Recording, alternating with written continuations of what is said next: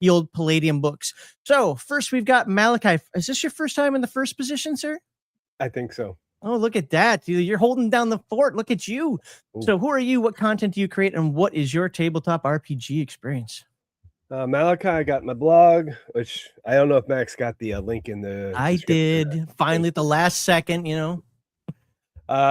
It's been barren. I know. I got to get something going here. I know. I'm looking at maybe some solo gaming. But yeah, got into D&D in the early 90s with the black box with the red dragon on it, and just led to Star Wars and just down the rabbit hole from there.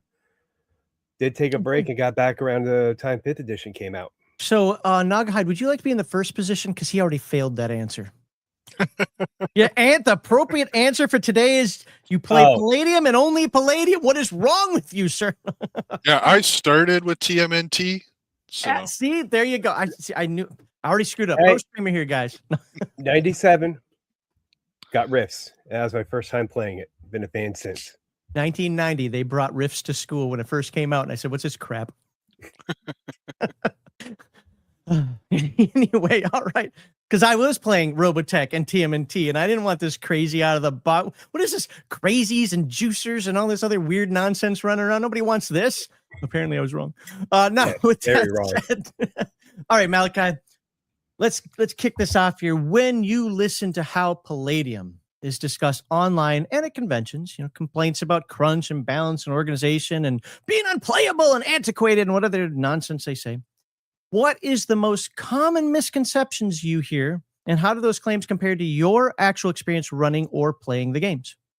Okay, so most of my research, I have come across a lot of stuff. It's just whataboutisms. It's really, from reading the books, I feel like they don't have a lot to stand on. Like, I'm just gonna pick something here. Examples are always good. Yeah, I got a bunch. Okay. Well, here's an example. I like this one.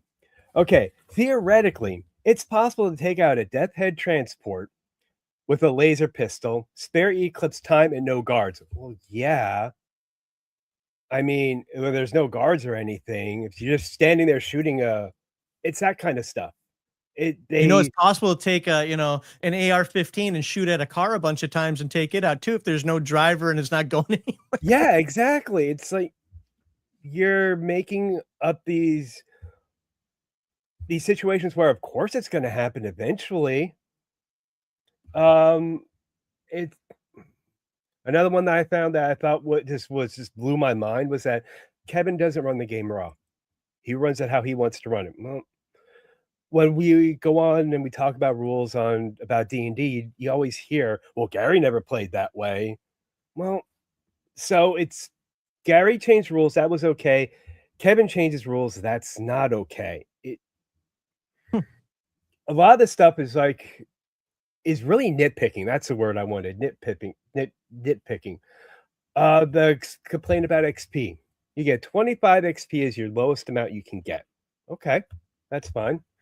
However, if, for example, to get to second level for an OCC, you need 2001 XP. That's something they complain about. It's a bad system. Wasn't that the way original D&D was? Like, if I remember correctly, was that first or second edition like that as well? Or was it right at the 2000 mark? Who cares? Okay, anyway, sorry, I shouldn't be interrupting. No, you're fine. It was a valid question. I mean, but it's like, oh, wow, you need one more XP. What's the big deal? I feel like 90% of GM would just give you that XP and just let you level up. I'm the 10. You weirdo. I know. Be a little bit nice to your players for once. I read about that story on players aren't nice to me. Anyway, go on. Yeah, I did find some valid stuff which I can understand. The complaint about mega damage, and that's 100 SDC equals 1 mega damage. I can see that. All the mega damage and rifts. If you have SDC, if you're an SDC creature, you have SDC weapons, you're not really going to do much. But yeah, if you guys want to jump in, you guys are more than welcome. So okay, the mega damage versus SDC, I've never really understood, because if you consider those that bring it up want to try and use real world examples most of the time of why it's not realistic. Well, an Abrams tank is basically an MDC vehicle, and if you shoot it with a SDC pistol, you're not doing anything except maybe scratching the paint, maybe, right? Mhm. So, and also if you look in the rules for MDC, yes, it equals 100 SDC, but unless you or your weapon can do MDC damage, you can't. It doesn't matter if your SDC weapon does 100 SDC. It's still not going to affect that MDC armor or that MDC vehicle. I thought that if it Yeah. did like 100 SDC, like or 101 SDC or whatever it was, it would do 1 mega damage. I thought there's a rule in Rift's Ultimate Edition or in Heroes Unlimited that stated that. Yeah, it's like it has to be in like one hit or something like that. Yeah. Yeah. And if you do 199 SDC, that's still just 1 point of mega damage. Yeah. Yeah. Oh yeah, you're right. I do remember that now. There's so many books with so many rules, it's hard to keep them all track. Yeah. Oh yeah. Well, Yeah. now we might have a complaint here. Yeah. Well, No, but is that really a complaint? To me, it's not. Each book, TMNT, Rifts, Heroes Unlimited, Ninjas and Super Spies, Palladium Fantasy, Dead Rain, and then there's like 1 or 2, 3 or 4 others. Yes, they're all part of the Palladium Megaverse, but they're their own individual worlds. And in those individual worlds, they function differently than all the other places. So they need to have separate rules for each of those places. You don't want to, could you imagine running a TMNT character in Palladium Fantasy, but using the TMT rules? It wouldn't have the same feel as a Palladium Fantasy. Or like, that's why they have conversion books. So if you want to take, say, a TMNT character and bring it into Rifts, you can. It walks you through exactly how to do that. The question is, should you? Wow. It's Yes. Rifts. If it's Rifts, If yeah, go ahead. if it's a TMNT character, you absolutely should. Well, there we go. Bounce it Okay. all over the Megaverse, because TMNT is the best. Okay, so I'm gonna play an Utron in the Rifts game. Got it. There you go. So- I have heard as a complaint that the Palladium system is too complicated. The mechanics are too complicated. Mhm. And when I heard that, I basically I grabbed like the first core book I found, which happened to be Palladium Fantasy 2nd Edition, and I just scrolled through it, and I found that basically everything boils down to either a D20, a percentile dice, or your damage modifier, or your attribute dice. And so, or like D6s and D4s. And it's not like it's a complicated system. I think what it is people are seeing that it's a mechanic system with a lore-based mechanic system. I don't know if that makes sense. Yeah, but well, the word that Oh, yeah. we've used for years, and Kevin seems to like it, is it's a framework. You know, just as an example, on my Discord the other day, I posted the weird rules I use that probably would drive Palladium fans crazy. Anybody who's on my Discord looked at it probably shredded it as soon as they read it, because it completely changes certain aspects of the Palladium game. Not because I think Palladium's wrong, but because I wanted a particular feel for my game. Because Palladium's already set up the framework for me, it was real easy for me to make these edits to get my feel. Where Nagahide said something earlier about, and this is something Sean really pushes, especially behind the scenes. I don't know if he does it openly as much. He might. Is the fact exactly right? TMNT is not supposed to play the same way that Palladium Fantasy does, that Rifts does, that even Heroes Unlimited does. A lot of the issues that I kind of had with like the new Redux edition, when we were going back and forth, he kept saying, John, this is a grittier game. It's supposed to be street level fighting. You're not playing superheroes. Stop acting like you're playing superheroes. And I'm like, it's fair. I kind of understand so what Nagahide was saying earlier about, each setting is different. Just because you can, theoretically, you could bring a crazy into Palladium Fantasy. I wouldn't. I mean, you could tone it down, and would I? No, but you could. It doesn't mean you should. I mean, they're not 1-to-1. They're like 1.1 to 0.9 relatable, right? Like, you can make it happen, but. Yeah, but the complaint about too many books is you as a GM need to say no. You need to put a hard limit. Right. Yep. And now that goes along with the whole whenever I see, Rifts is so unbalanced. Okay, well, number one, you need to set limits on what books are allowed and what OCCs are allowed. You're allowed to, as a GM, to do this. And also there are ways to fix the so-called unbalance of, like, say, a glitter boy, because you get a glitter boy out of his armor and he's just gonna be a regular dude. Heck, a glitter boy in his armor is slow as hell. Yep. Yeah. Oh yeah. And they have to stop. They have to put the pylons down before you shoot the boom gun. You deafen people around you. Yeah, it's not as I don't understand the balance. So I'm writing down the notes that you guys are saying here. And pardon me for jumping in so much here.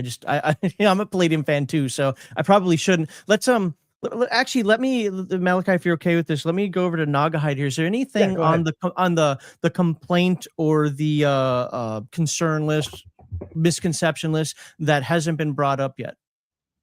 That you have? That hasn't been brought up. Let's see. Oh, well, we kind of brought it up already when we were talking about the rules. The inconsistent combat mechanics, where combat can be bogged down. Okay, I'm not trying to give you guys crap about this, but for the purposes of people watching that might not know, what's an example of that? An example of combat being bogged down? Down or inconsistent, incoherent, whatever. So, inconsistencies, for example, TMNT, especially with the Redux, as a first level character, you only get 2 attacks plus your movement action. Whereas Rifts, you get, okay, let me rephrase that. Let me backtrack slightly. You can get 3 attacks in TMNT if you take boxing, but not every character is going to take boxing. Yeah. Rifts Ultimate Edition, I believe you start with 3 and you can get up to 4 at first level number of attacks if you take boxing. It might be 4 and 5.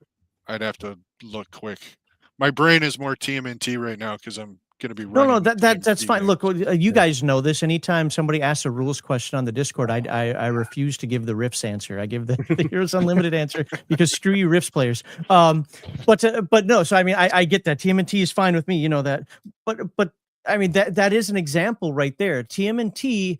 And you could even go back to old Robotech. You could go back to, well, maybe not Heroes. Well, Heroes Unlimited, like first edition revised or whatever. But to be fair, that's not the most current edition. They are more stripped down. The rules are more stripped down. They're not meant to have all those little flashy things. This is one of the biggest things. And this is not a Palladium issue. This is a you issue. And by you, I mean gamers in general. Games cannot be life simulators. There's always going to be a rule somewhere that isn't going to be covered or covered properly in the book. Look at the game for what it's trying to do. Palladium is trying to make cinematic combat. So that's why I changed a lot of the rules, because I want a more life simulator combat when it comes to cover and concealment. It works perfectly for what they're going for. Go ahead. Talking about the combat, though, in terms of being bogged down, if you sit down and you take, well, just for argument's sake, because from what I see, a majority of most people are playing Dungeons & Dragons 5th edition, so we'll use that as an example. If you take their combat rules and their combat in game and put it alongside Teenage Mutant Ninja Turtles, even the Redux, Mhm. and play them side by side, they play at the same speed. There is no difference in how long it takes to get through combat, except maybe if people are rolling really bad and not doing as much damage, Mhm. right? Okay. Or your TMNT characters are only kicking and punching. You start throwing weapons in there, and you're going to bring somebody's SDC down pretty quick, right? It's but they do move at the same speed. Okay. All right, Wind Dancer, anything that you wanted to add to this list? Because believe me, I've got notes up the wazoo already to discuss. I know for a moment there we were talking about how like Rue has 4 actions, and like other games in the system have 2 actions. I can tell you right now, running the Megaverse West Marches, we just had to make a house rule. Where we were like, so we made it was like version 1.11 update for every at level 1, if you have a hand-to-hand, every starts at 4. So Okay. so I made a TMNT character. I named him Botticelli. He got 4 attacks. Okay. Are Are you playing Redux or original? I'm just curious. we right now we are playing Redux because that is what they recently just came out with. So like that was something that was a problem and that we had to address and fix for the because we want dragon juicers and crazies in Palladium Fantasy, and we want Robotech pilots and Nightbane and all that stuff. So we had to make a couple adjustments.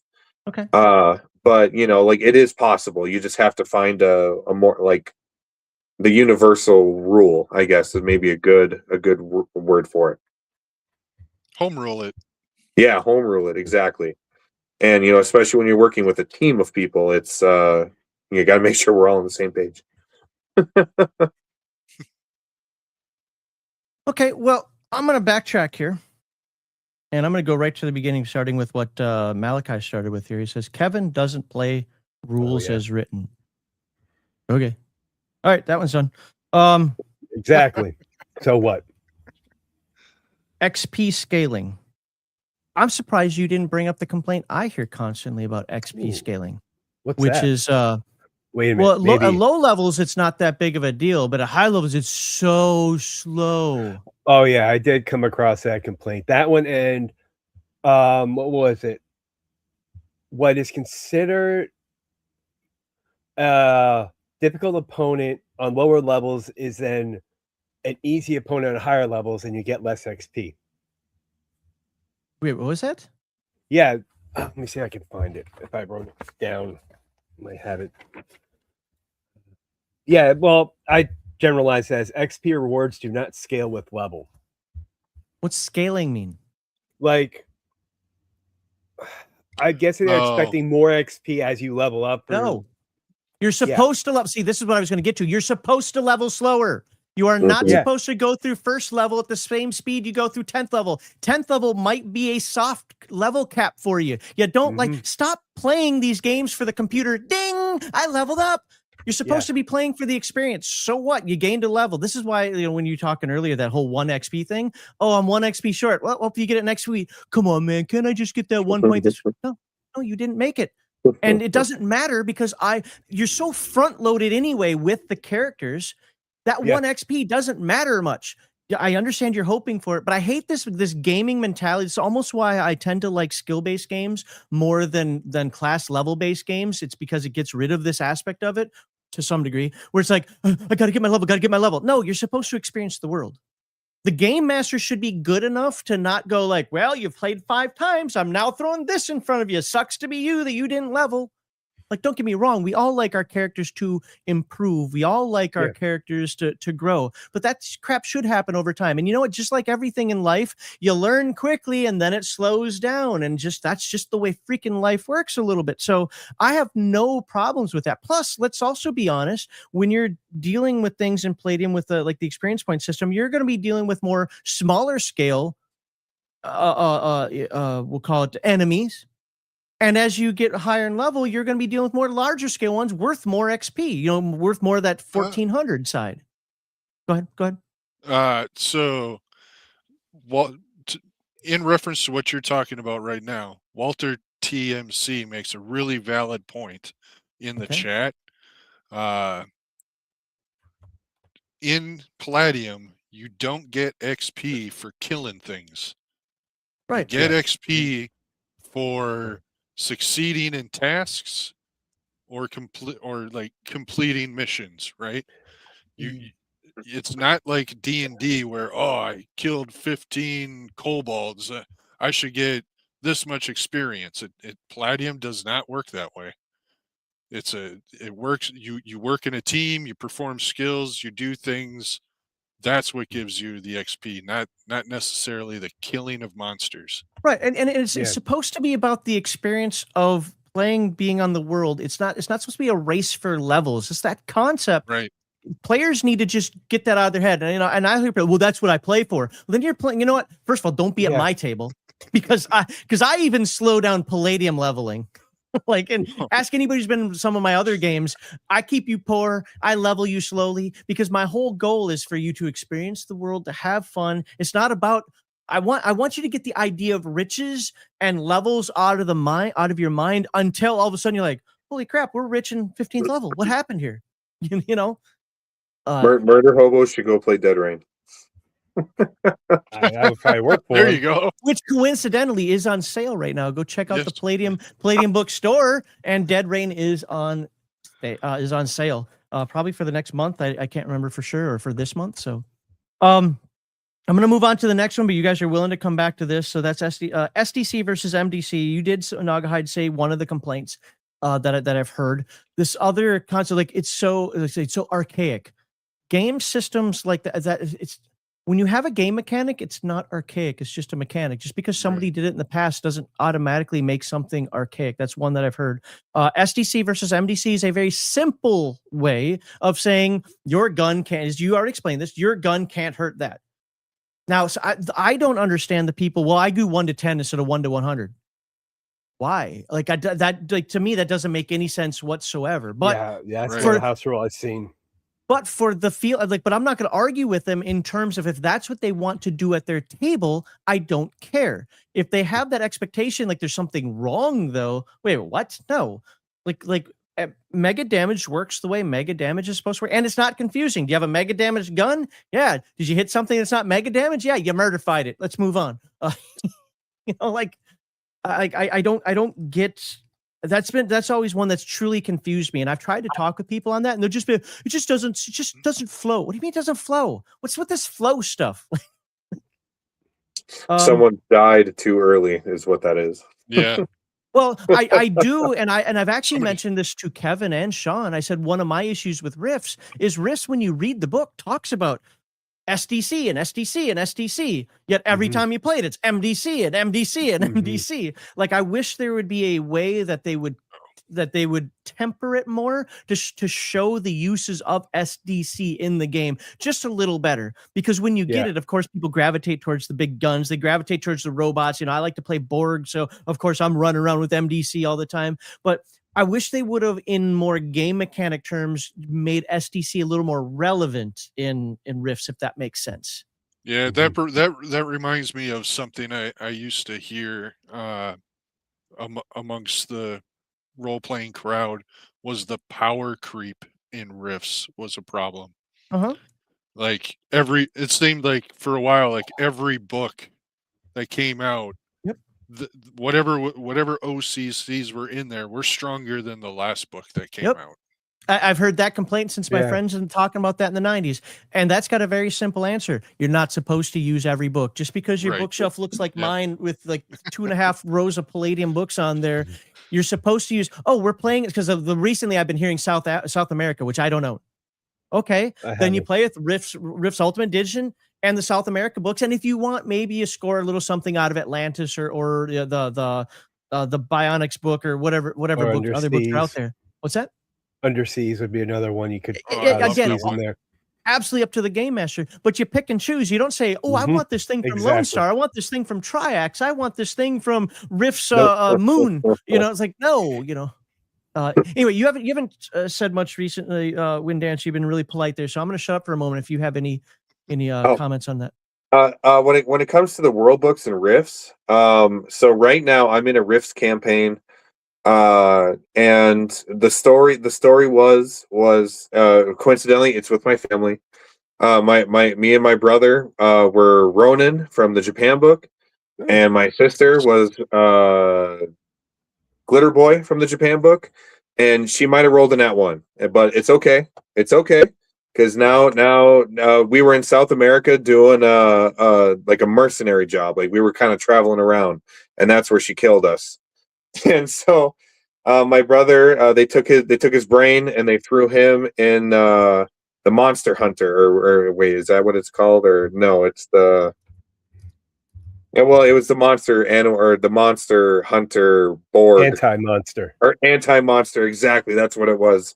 It's been a moment since we've played that campaign. And then they threw me into a cyber samurai. They brought me back. I had just enough. So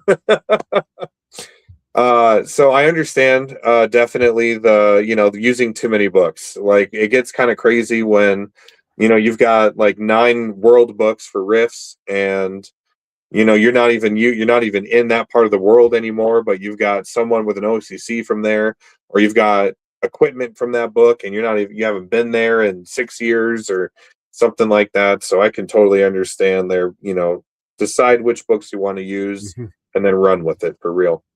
I mean, I get the ideas. Like, I bought all these books. I want to be able to use them because a lot of games do that. Old Shadowrun stuff. You wanted the BioWare, and you wanted the Rigger gear, and you wanted the Decker gear. You wanted the new magic spells and so forth. Some games are more amicable to that. A game like Rifts, which has things going on here and things going on here, and where are you? What are you doing? And then it's just up to the game master. If the game master says, you know what, I am going to let you play that super powerful class. And this gets to the balance thing that somebody mentioned earlier.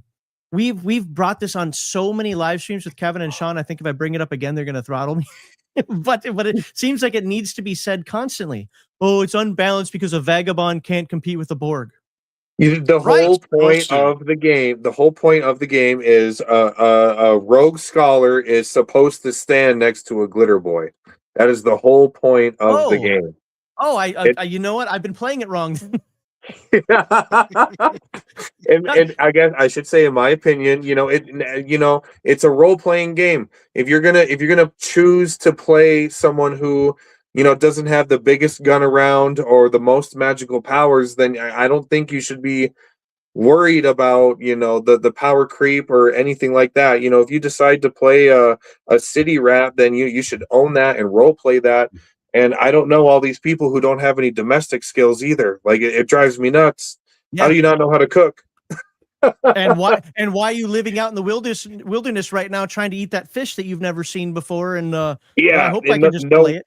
No wilderness survival skills, no identify plants and fruits or nothing like that. but this is where it comes back to game masters. And by the way, I'm not going to follow the rule of the clock today like we should, because I know how this conversation is going to go.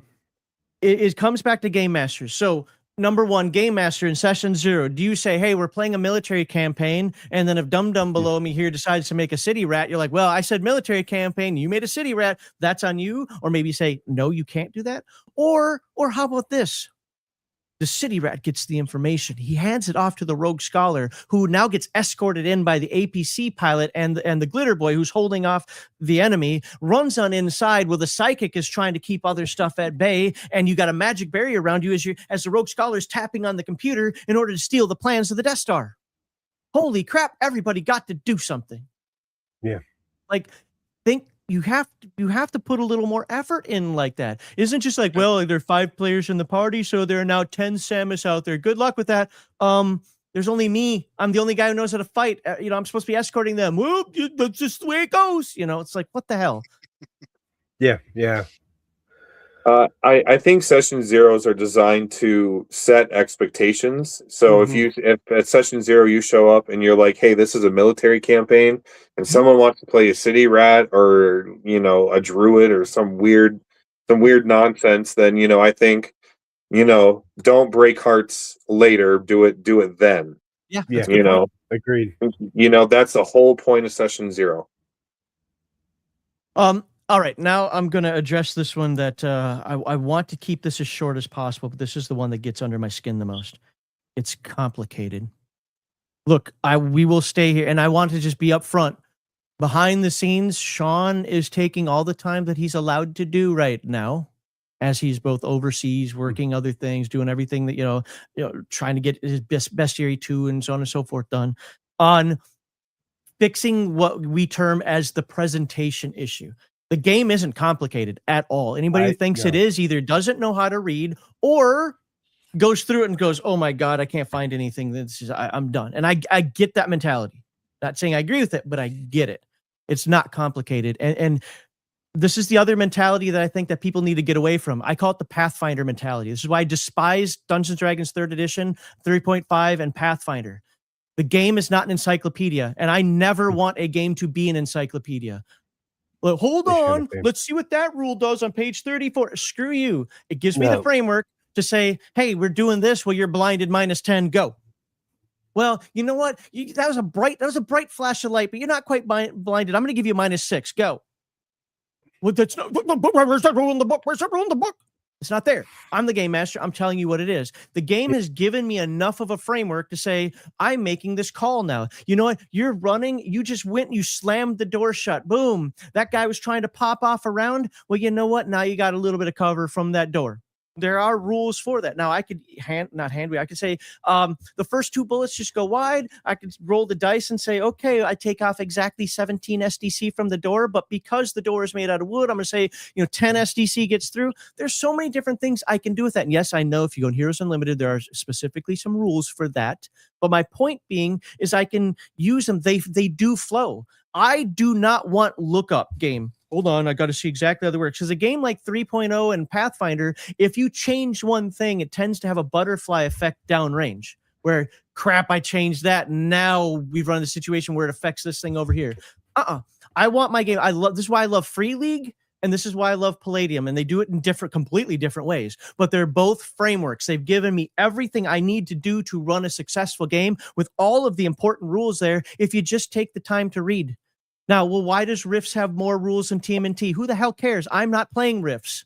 So I'm going to make this ruling. Well, in Rifts, it says you need to do this. Don't care. I'm not playing Rifts. Okay, and this idea of but Palladium, I think somebody said it earlier. I've been seeing the chat kind of go by, but I've not been paying attention as much as I normally do. I apologize, folks. I'm not actually reading as much as I should. But Palladium touts the fact that you can mash all this stuff together. It touts that you can, not that you should. We've actually had Kevin and Sean on many times to say, don't do that. Kevin, I love you, sir. You said something so amazing. Unfortunately, you just said it to me and Sean, but I'm going to blurt it out to the public. Kevin told me, because everybody gives me crap about this, I don't mix ninjas and super spies with my TMNT games because I don't like the martial arts. I just don't think it's worth it. Because the only thing that people do is they try to find out how long the campaign is, and if it's short, they're going to find the martial art with all the best powers right up front, or if it's long, they're going to find the one with the death touch, the Daymok or whatever. That's all they're going to do, in my experience. So I say, no, martial arts are martial arts are martial arts. I'm trying to keep this simple. Let's go forward. Well, I found out Kevin doesn't use ninjas and super spies in his turtle stuff either. Oh my God. Yeah, yell at him now, folks. But the idea is just because you can do this doesn't mean you should. I'm gonna let you guys tackle this one a little bit more so that I'm not usurping the show that you guys are supposed to be doing.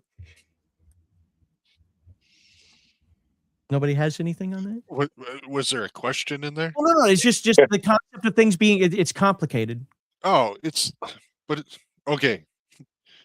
A book is only complicated if you can't read it and you don't know where the quick find table is at the front of the book. Like almost every Palladium book, I can't think of one Palladium book that doesn't have a quick find table. Like I could literally grab one right off the shelf right next to me and find Oh like yeah. anything I wanted out of any of my books. And I have enough Palladium books over here. There's no way I know every single rule in all of them, but I could find it in probably a few minutes. Like, and when I say a few minutes, more like moments, right? I just need to know, okay, is it armor related? Is it combat related? But yeah, it's But not why do you complicated. even feel the need to Oh, necessarily look it up? I was also going to ask that. well, okay, it depends on what it is. If somebody picks up I don't know, they're in a store and they're shopping for a weapon or something, I want to make sure they get the right information for the weapon, make sure they get the right payload, the right range, so forth and so on, right? But in Okay. terms of But isn't that on the other character rules, sheet already? not necessarily. Fair What enough, okay. if so?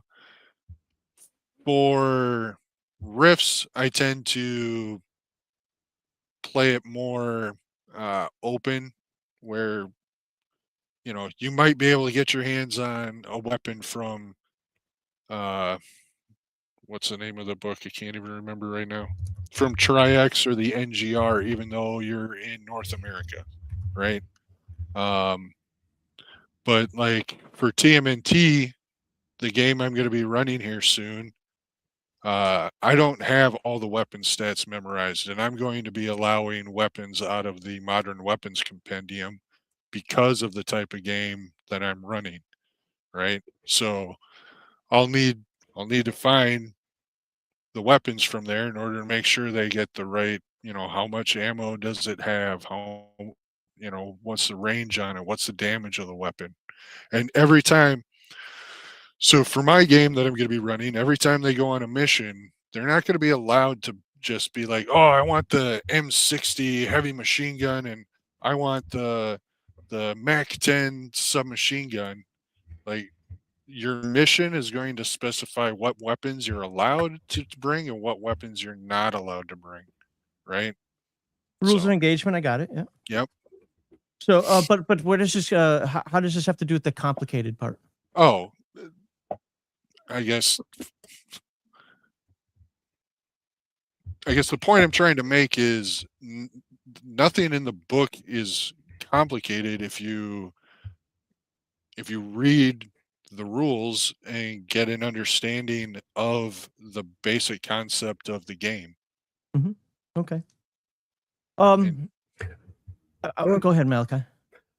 I'm gonna take something from my friend Crossface. It's called book control. You read the book. There are these things called notebooks, and you have writing utensils. You may have to go back and be like you're in high school again, and might have to make some notes, but learn where the stuff is. So if you have to look it up, you can find it quickly and move on. Much like we had to do with first edition, AD&D. Now, don't be afraid to make notes while you're reading. That is going to help you a lot more than you realize. All right. The next thing I want to tackle here is the rules are antiquated. That kind of goes with the complicated thing. I have addressed this in so many Discord posts, YouTube community posts, tweets, and here's what I will tell you. It always 100% of the time comes down to two things and two things alone. Dumbass perception, and I'm saying that, or B, the format and layout of the books makes it a little complicated to find stuff. To that, I'd say with experience comes. Now, it's not necessarily a good answer. I understand that. It's not necessarily a good answer to say, well, just keep reading the book, keep understanding. You'll figure out where things are. Nobody wants to say that, right? So I get that. But with experience comes that.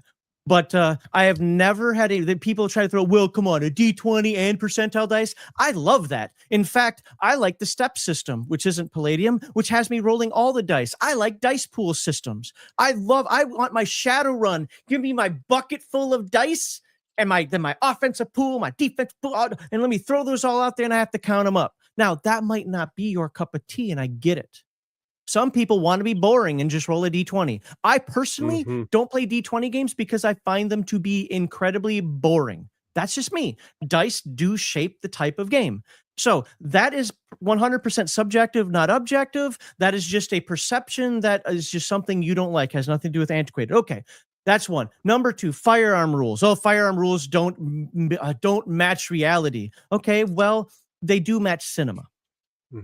That's the idea. They're not meant to match reality. Don't get me wrong. I have my own set of house rules I use for things like covering concealment. Other people who are actual in real life competition shooters have got their own firearms rules. Absolutely get it. You're allowed to do that. You're allowed to tweak it to make it fit the way you want. Was it Per was just saying that he's got his own set of martial arts rules because he and a bunch of real, martial artists, want to tweak it because that's what they know. That's perfectly fine. But if you put it in a cinematic format, they work just fine. They match what you would see in, say, a Terminator movie, a ninja movie, a Kurosawa movie, whatever that you're trying to do. They match that kind of theme. That's what it's going for. It's not going for life simulator. It's going for that. And there's this weird balance that people have to have between reality and simplicity. And I think that the merge that Palladium has does a good job on that. Is it perfect? No. But no game in this universe is perfect. So what do you guys say about that? Well, I'm going to say, right, it doesn't simulate real life. What game does? D&D doesn't. You think that's realistic combat in D&D? No, it's not. Oh my God.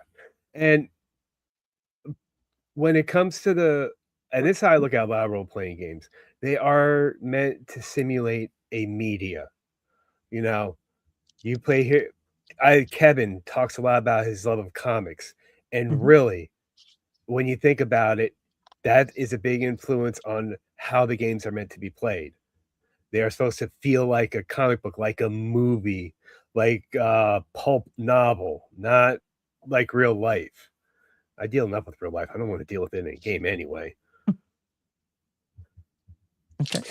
The combat sequence, if you follow the combat sequence how the book wants you to, it feels truly cinematic. I mean, you have the ability to react to other people's first and second and third actions and things like that, whereas, games like, I've only played one adventure of D&D second edition and one adventure of D&D 3.5, and then I found Palladium and never went back. And so all I really remember is you dump all your actions, when it's your turn or whatever, and it's really nice to be able to react when things happen instead of, 15 seconds goes by and either you saw it or you didn't, or you didn't have actions or whatever. All right, I'll move on to the next one then. Character creation takes forever. I hate all you people now at this point. I could pump a character out in 60 minutes. Yeah, but a D&D player will say I can do it in 5. Yeah. So now, with that said, I remember growing up as a kid, I used to love laying down on my front room floor and have my TMNT book open up, my transdimensional book open up. I'd be rolling those dice and I'd be making a character and I'd make 1 or 2 a night. I love doing that. Now, I'm not saying I necessarily have the time for that now, but here's the thing. The comparison to the amount of time it takes to make a character, for me, I get the idea. I get why people say that. But your character shouldn't be dying in 7 seconds, and if they are, you probably have a bad game master. Okay, that would be my suggestion. Or you were really, really stupid. What are you gonna do? Okay, I'll use an example that I think we told somebody on the last stream where we the mind melter. We were captured by the coalition, and so they tempered down my bionics. They had the psi stalkers there for the psychics and so forth. They had us in the APC basically questioning us. And the mind melter went to the coalition. What do you think I'm going to do? Melt your mind? And they went, brap. Well, he was done. You don't do stupid stuff like that. Okay. Other than that, okay, yeah, it takes a long time to make a character. But you know what's fantastic about Palladium characters? Dang near, if not 95%, it's at least 90. If not 99, if I do it, % of everything you need to do to play the game is on that character sheet. Now I have a special character sheet that I use that includes all types of maneuvers from ninjas and super spies, so you don't even have to look those up if you're using them. But the point is like everything's there. So what is it that you have to reference the book for? It says you have +2 to strike, and you have +1 to strike when you're laying down, or whatever your crazy maneuvers that you're trying to do. Yeah, it takes a little bit to make the character, but that it's almost like life path games or games that you're watching the character develop as you're putting it together. You're getting a feel for what the character is, and then you're ready to go. Palladium characters are so front loaded. A level 1 character is going to have a hard time, but can theoretically defeat a level 15 character. It'll take some effort, take some good dice rolls, and it will take some very smart play, but it can be done. Try that in D&D and see what happens. So I don't have a problem with how long it takes to make a character and all this stuff I need to put in my character sheet. I don't even use Palladium or most games character sheet. I use a notebook. I have all my core stats on the front page. The second page are all my skills. The third page is all my equipment. Fourth page is all my powers and other little knickknacks and things that I've picked up through the course of the adventures.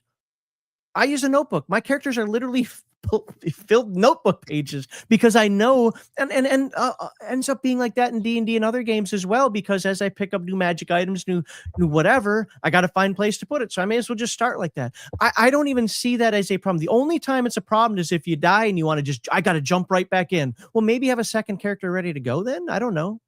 Well, what do you guys thought on it takes too long to make a character? For me, that is, I think, a fair critique of the system. It can take some time to make a character, but like you said, you do tend to be pretty front loaded, and if you have a good game master, you're not going to die in the first session. I mean, my first time playing Rifts, we weren't even close to death at all, and we never went past first level. And as for the character sheet, man, legal pads are great for Palladium characters. Yeah, I use graph paper, but yeah. No, I agree. All right. Yeah, go ahead. Sorry.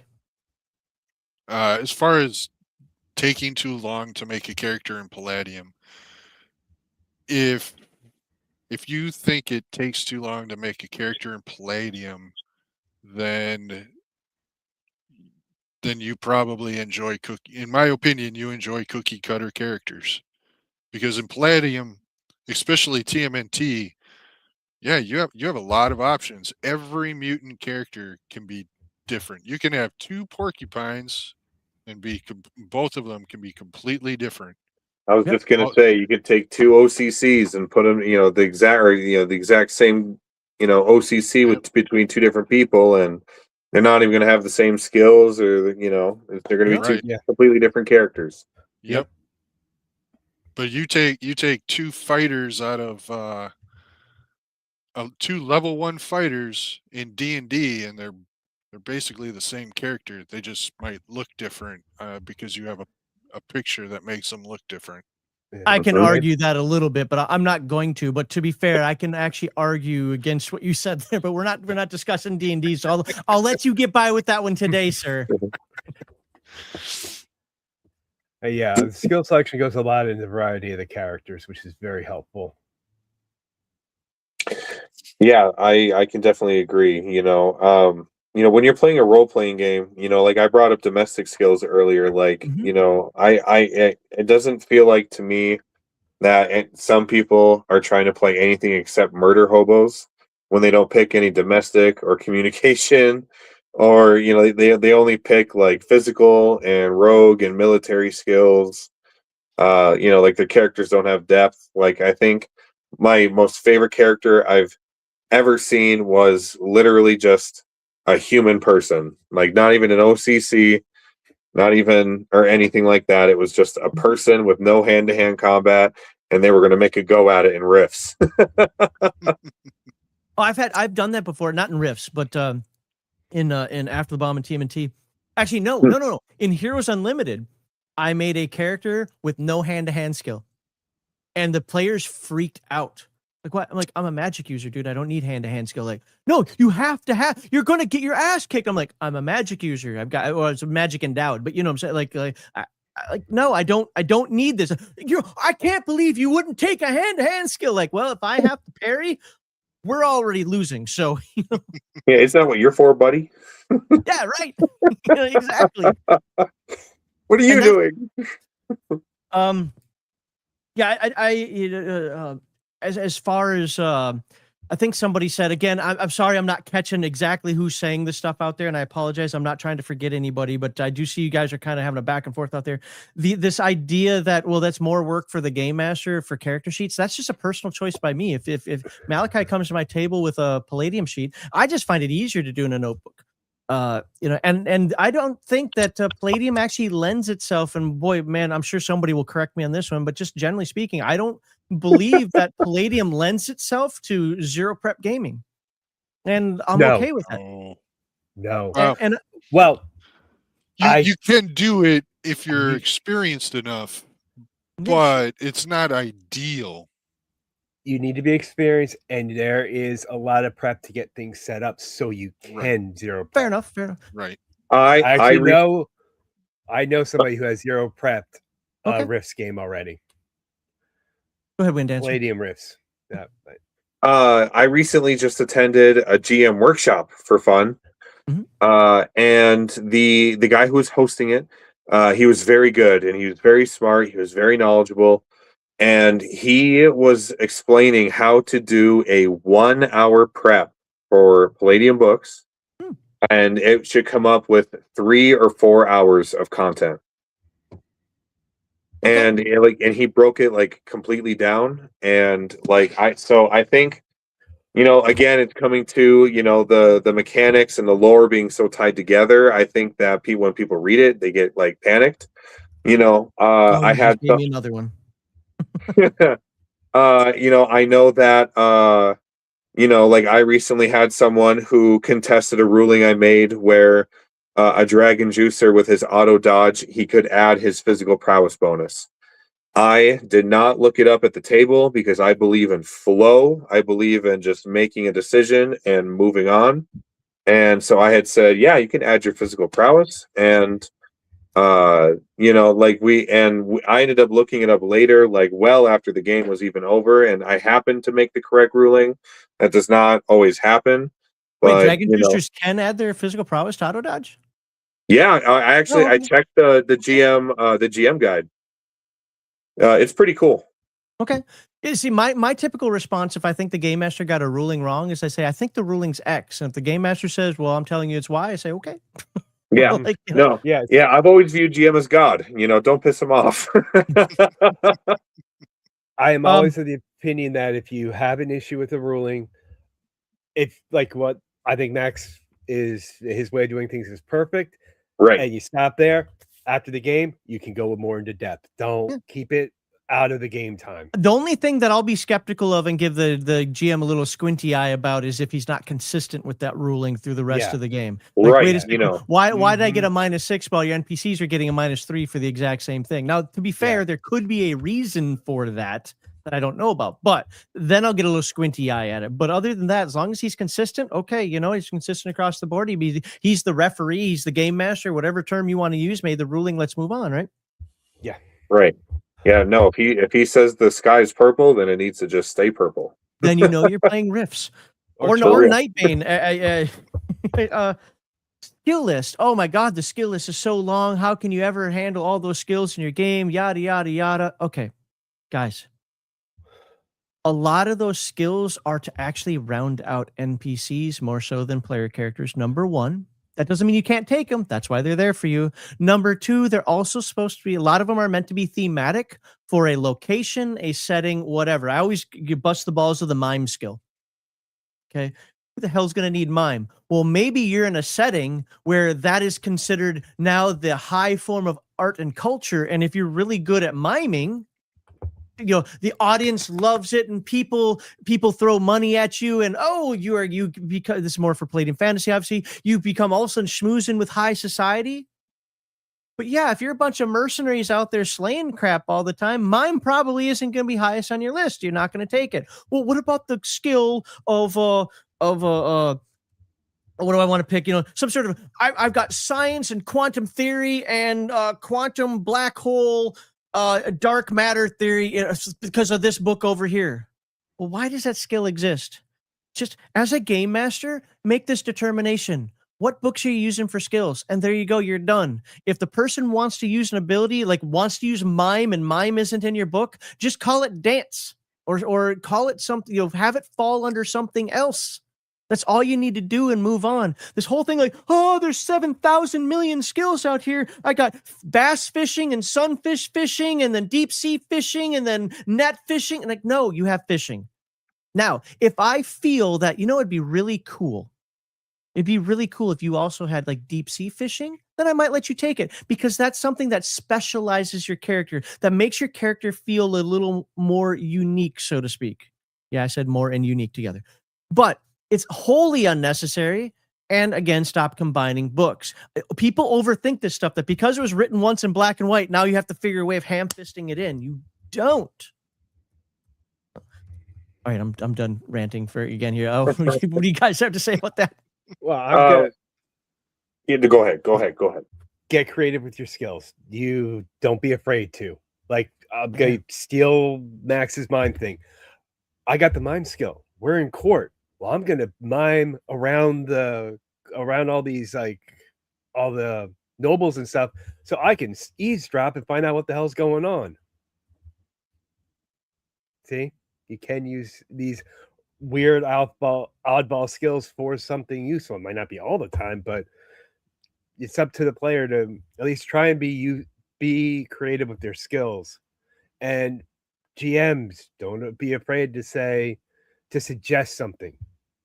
I know we get GMs that, we don't want. Shoot. We don't want GMs controlling players, right? The characters, but don't be. I wouldn't have a problem suggesting something to a player. Okay. If they spent a selection on a skill and they haven't used it, I would say, hey, do you think you could figure out some way to use that skill? You took the selection for it. Maybe I'm just going too far. No. I just wanted to see if you're putting more on that. No. Yeah, I'm going to address this now because it came up. So biokiddo says, that's another problem. They don't explain exactly what the skills do. If you're so fucking retarded, and I'm going to cuss now on my own stream. If you're so fucking retarded that you can't see that the mime skill is for miming and what to do with it, read a damn book. I'm not talking a Palladium book. I mean a historical book or something.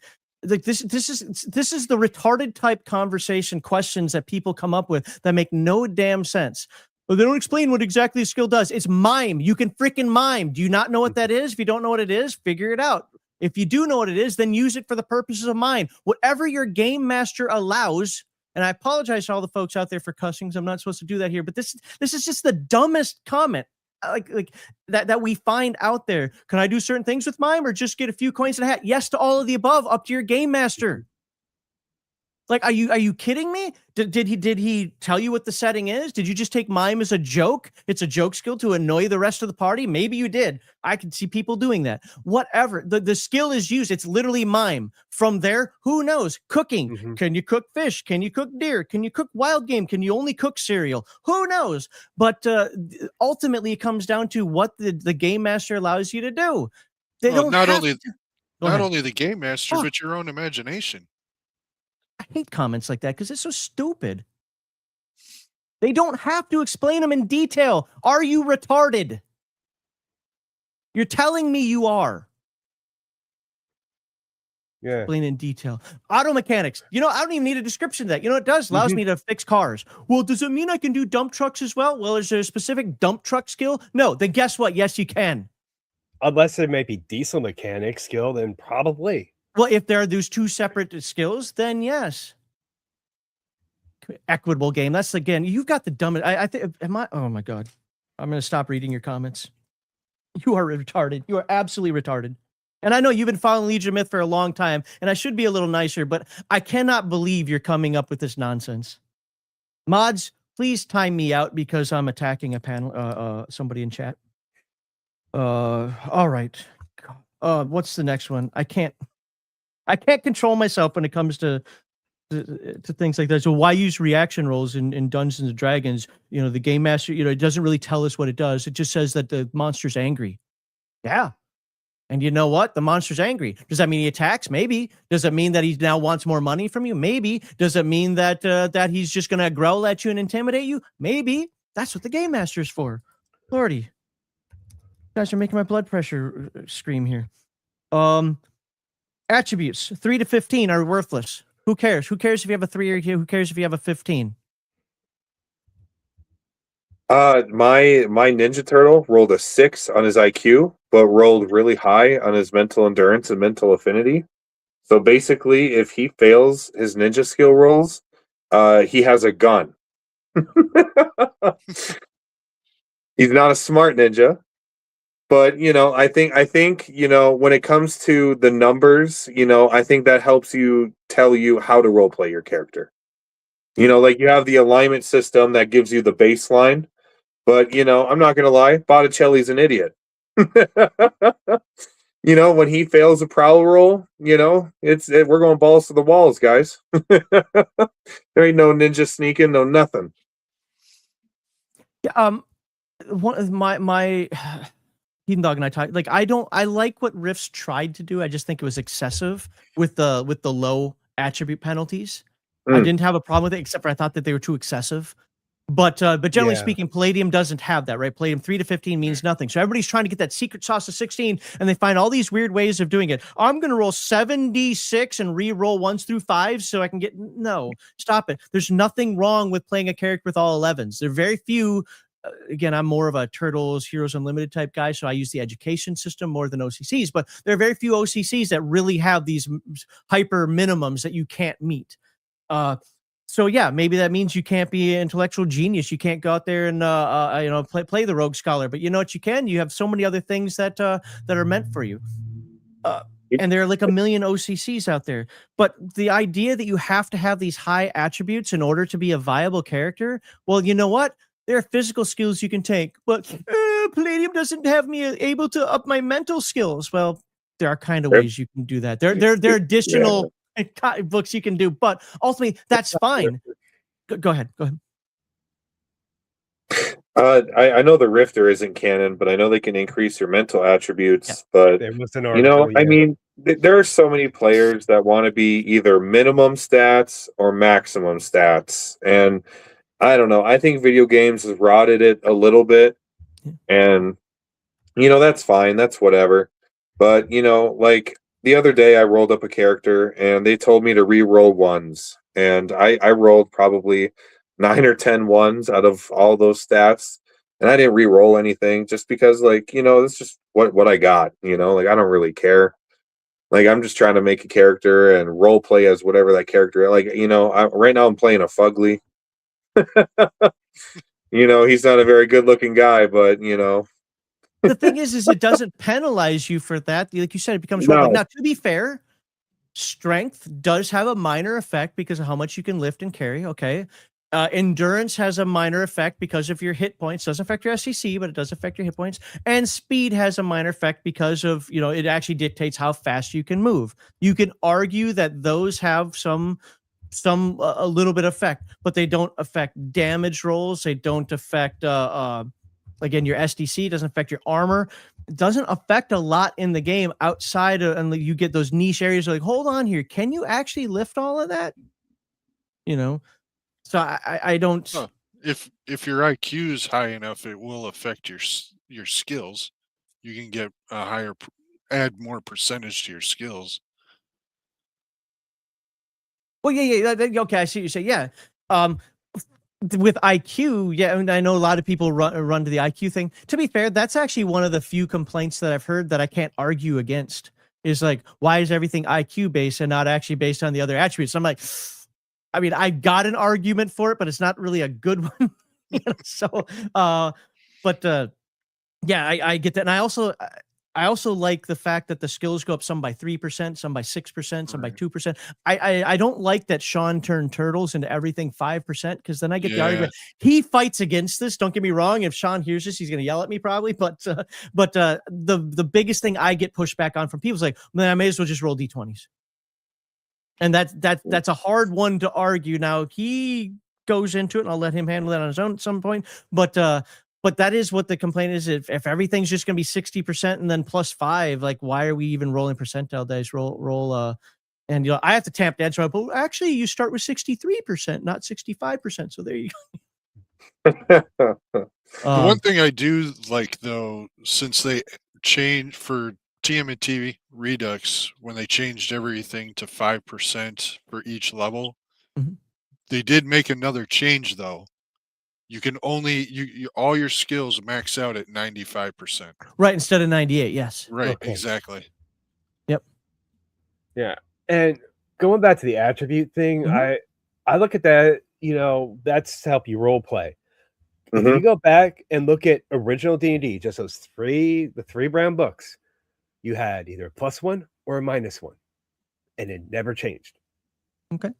And so what if Kevin decided, I don't want any -1s, but I'll take a whole bunch of pluses. Okay, whoop-de-doo. It's how he wanted to create his game, how he wanted to run his game. And then he decided to share the game with everybody. I Yeah. don't... I understand a little bit, Malachi, when somebody's like, okay, theoretically, because Palladium does write this in the rules, a 3 intelligence is a 30 IQ. I wish they hadn't written that in the rules, that's what it means. I wish it was just a scaling, a scale. Just say, hey, you're a lot more intelligent than somebody else, but somebody with a 10 is 100, somebody with a 3 is a 30, yada yada. How do you play somebody with a 30 IQ? So I can understand when folks are like, how do I role play this? Why don't I have a penalty for having a 3 intelligence? But ultimately, go ahead. In my opinion, one of the hardest classes to play actually comes out of Beyond the Supernatural, and it's the autistic psychic savant. Someone living as a neurotypical and then trying to put yourself into an atypical mindset, and with the description that Kevin gives us is, someone medium to medium low functioning. That is hard to role play, and that's someone with a high IQ but a low EQ, a low emotional quotient, Yep. right? Mhm. So, like, I can, I understand what you're saying. If you're looking for a challenge in role playing, go for a low IQ character, or pick an autistic psychic savant class, or play a class that doesn't have a whole lot of social, or something like that. But I get what you're saying for sure. I don't know very many people who want to play that psychic class. Well, Yeah. I don't know. Half the chat, I think, would qualify. I Being so mean. resemble that remark. Yeah, guys. I look. No, I'm gonna right now say it. I apologize. And biokiddo, I owe you specifically an apology. It's just I see those complaints, and you're not the only one that gives them. To be fair, it's just they really, really frustrate me because they seem so pedant, so pedantic, so like you got to have this perfect motif, and I don't want that in my role playing games. I literally despise Pathfinder and 3rd edition D&D for those reasons, that everything is absolutely just detailed out. I don't want that. I don't think that makes a good game. It makes a great computer game. Absolutely. Look at how many great computer games were based on the 3.0 engine. Knights of the Old Republic is the one I like to cite all the time. They make horrible table role-playing games because people play character sheets and not characters. And that's one of the things that I love about Palladium on there. And that 3 to 15 thing, again, I can kind of see the argument, but then there's like I said, you get all those folks who are like, well, I have to roll 4d6 reroll 1s, otherwise I'm not going to have any good attributes. Why do you have to have an attribute of 23 to play the game? I don't get it. Well, my characters. I'm sorry. Go ahead. I think part of the issue there is when you look at all the NPCs and their stats. Some of them have pretty high stats. Sure, but NPCs are supposed to be one of a kind and special, and they're usually one-ish maybe two-ish, characters that your entire group is dealing with.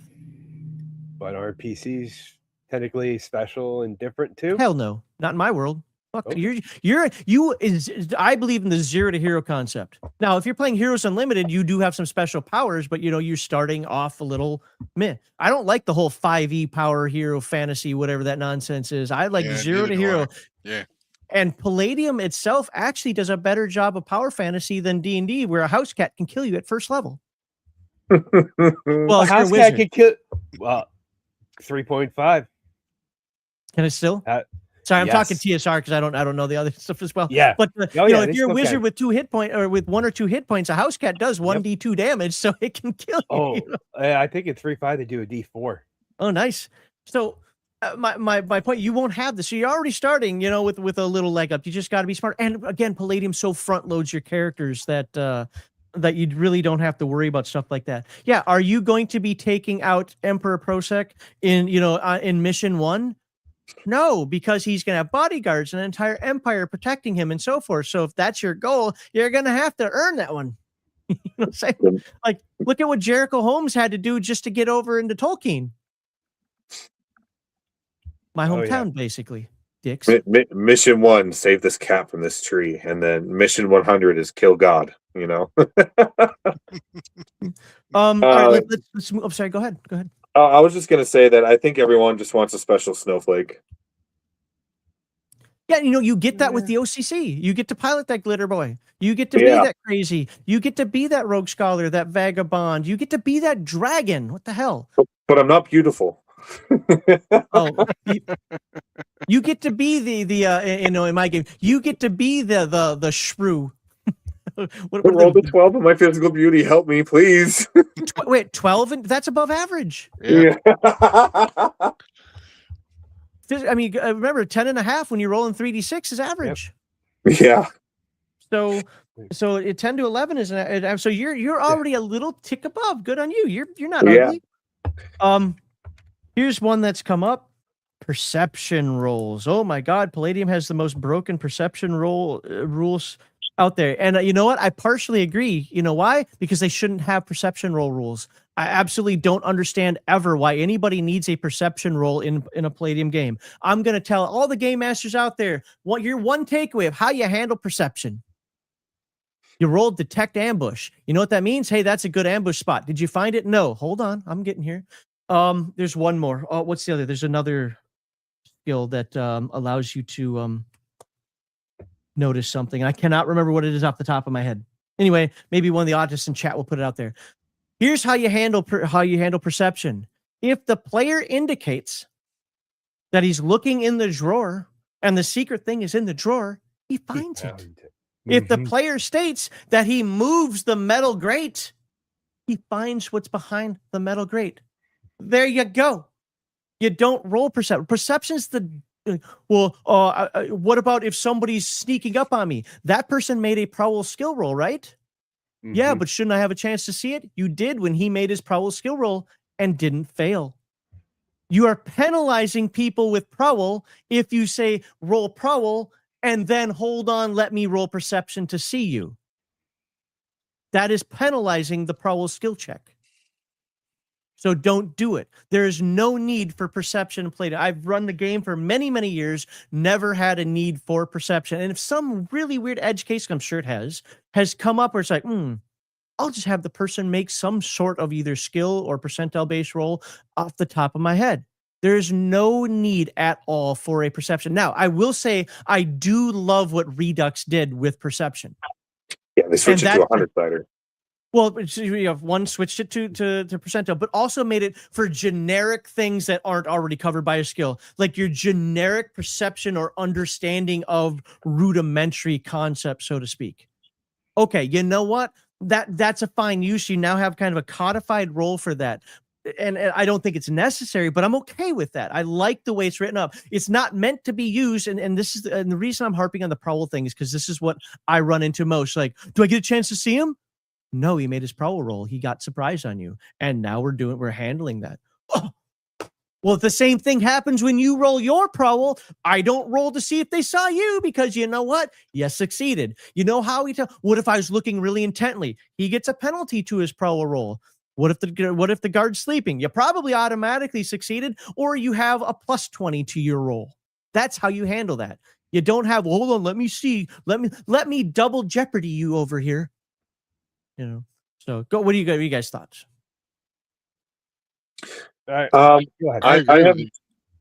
yeah, I agree with you. I've also seen some funny math for the parts of the Megaverse where, like, if the guy needed a 45 or a 50 or something, and he rolled a 20, then the guy who is trying to perceive him gets like a -3 because it's like 30% below whatever he needed, or like it's some crazy funny math. Wow.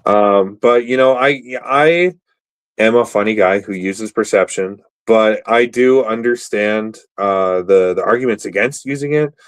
You guys do have the detect trap and skill, and you guys do have the detect concealment skill, and Detect concealment. Thank you. That was the other one I was thinking. yeah.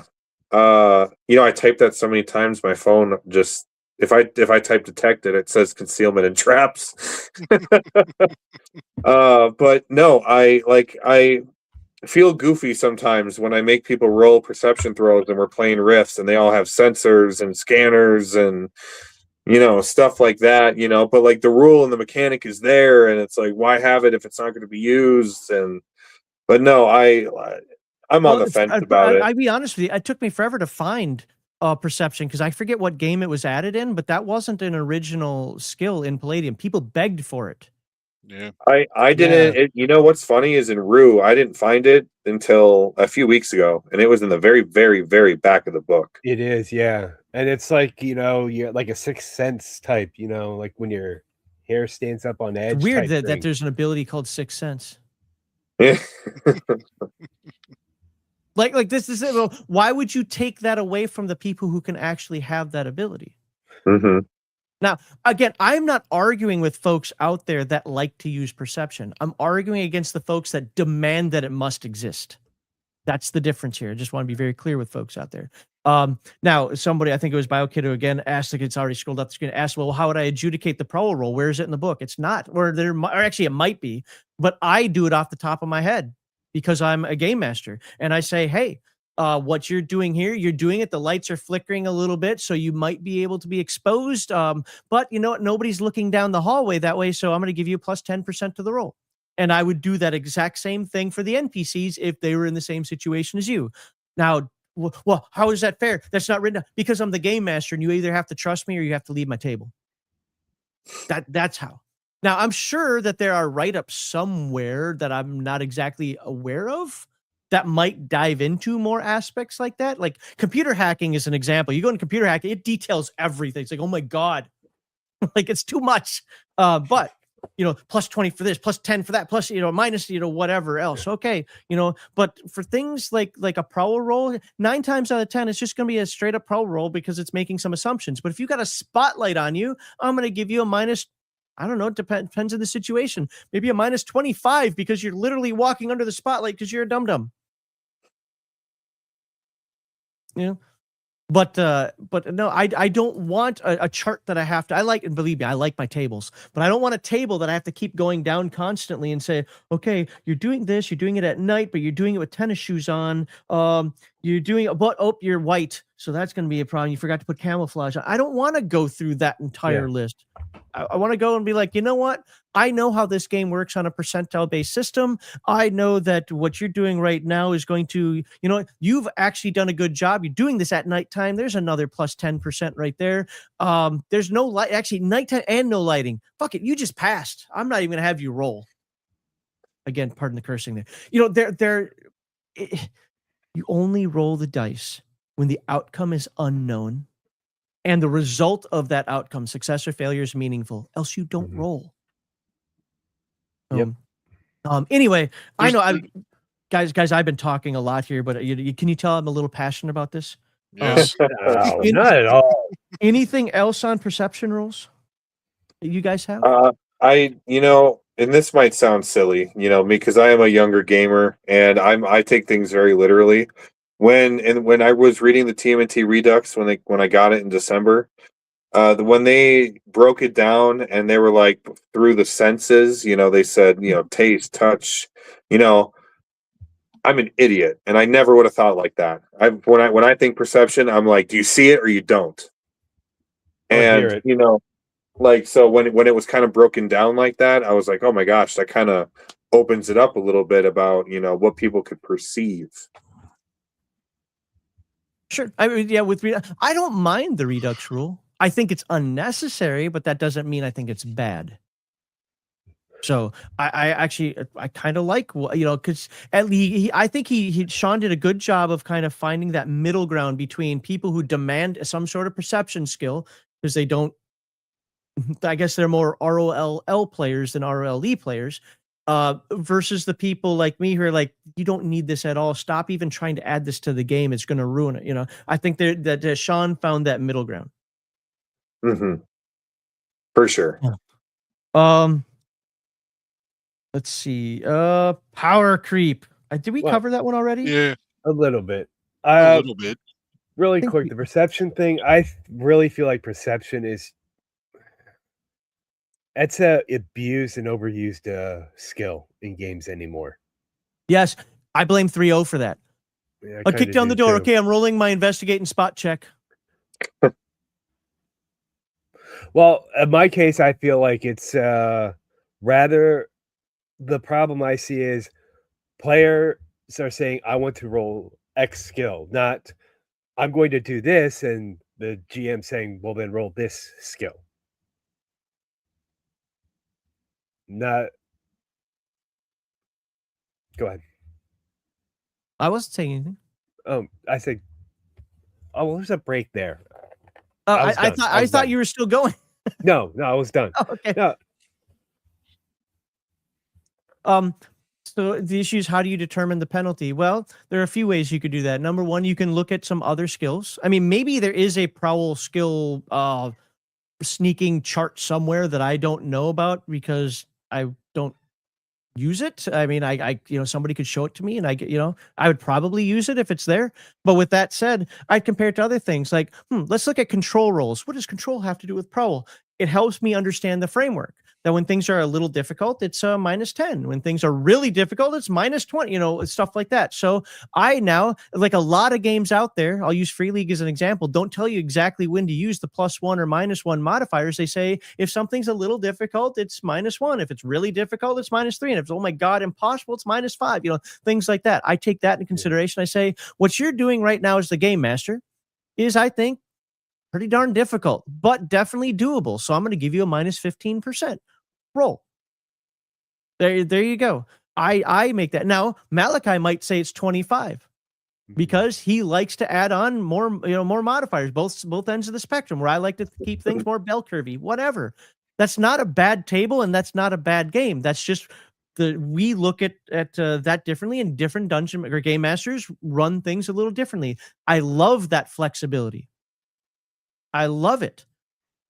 So, where, where a couple people out there want more hyper-focused rules. I want a rule for everything. I want a percentile for everything. I don't. Now, I don't mind some examples, and I think that Sean did a good job, even in the Redux edition, of showing some examples out there of when this I think it was the mechanic skill specifically.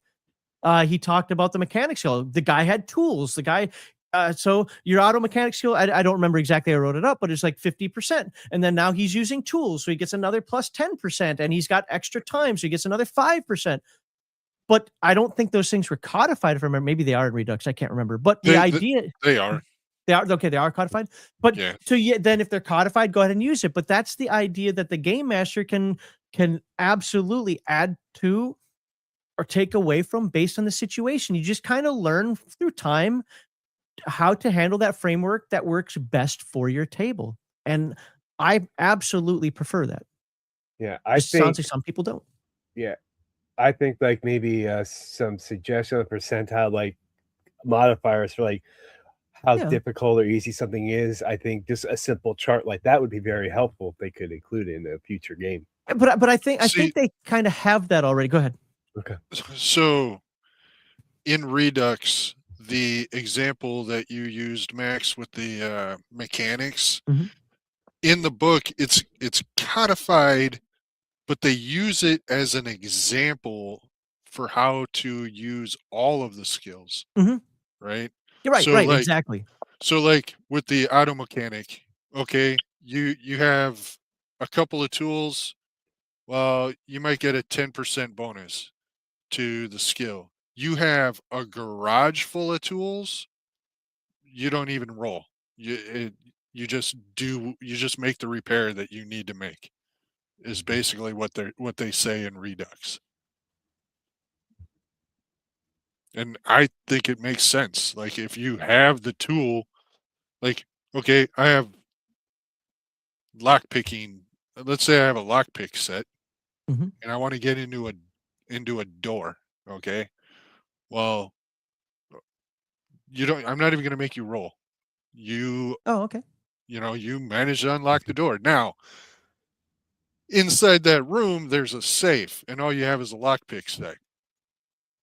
Yeah. Your chances of getting into Do that you safe have are the low. safe cracking skill? But that Right, goes, exactly. but that no, that's actually a good point there. Like expanding on that, going back to the skill thing. If the game you're playing has lock picking but does not have safe cracking, I don't care if somebody's going to say, "But Heroes Unlimited has safe crack." Don't care. We're not playing Heroes Unlimited. Yeah. We're playing Turtles, and Turtles doesn't have that skill. Can you use the lockpick skill to safe crack? Yes. Yes. That's just common freaking sense, okay? Yes, you can. Now, are there going to be penalties to it if he comes in there with your bobby pin and credit card? Yeah. Absolutely. Yeah, where's your stethoscope? Right. You know, now there you go. You come in with the stethoscope and some C4, that might be a different story, you know.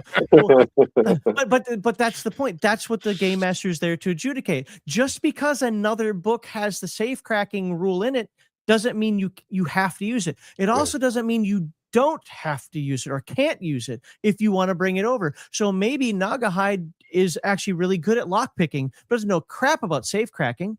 But Malachi's like, you know what? Since we're doing an infiltration group, yeah, we all should probably have some sort of lockpicking, right? But I'm going to go into safe cracking. You know what? The safe cracking skill isn't here, but I know it's in this other book. Let's pull that over for you. I think that's a good idea. And then, hey, Wind Dancer, why don't you go into hacking so you can actually break into the electronic locks? Now, all three of you can pick a lock, but all three of you do it in a different way. Booyah. Yep. Talking I about love that, Wind Dancer, taking. go ahead, because you haven't had a chance to talk recently. So go ahead. Oh no, it's all good. I love using other core books as source books.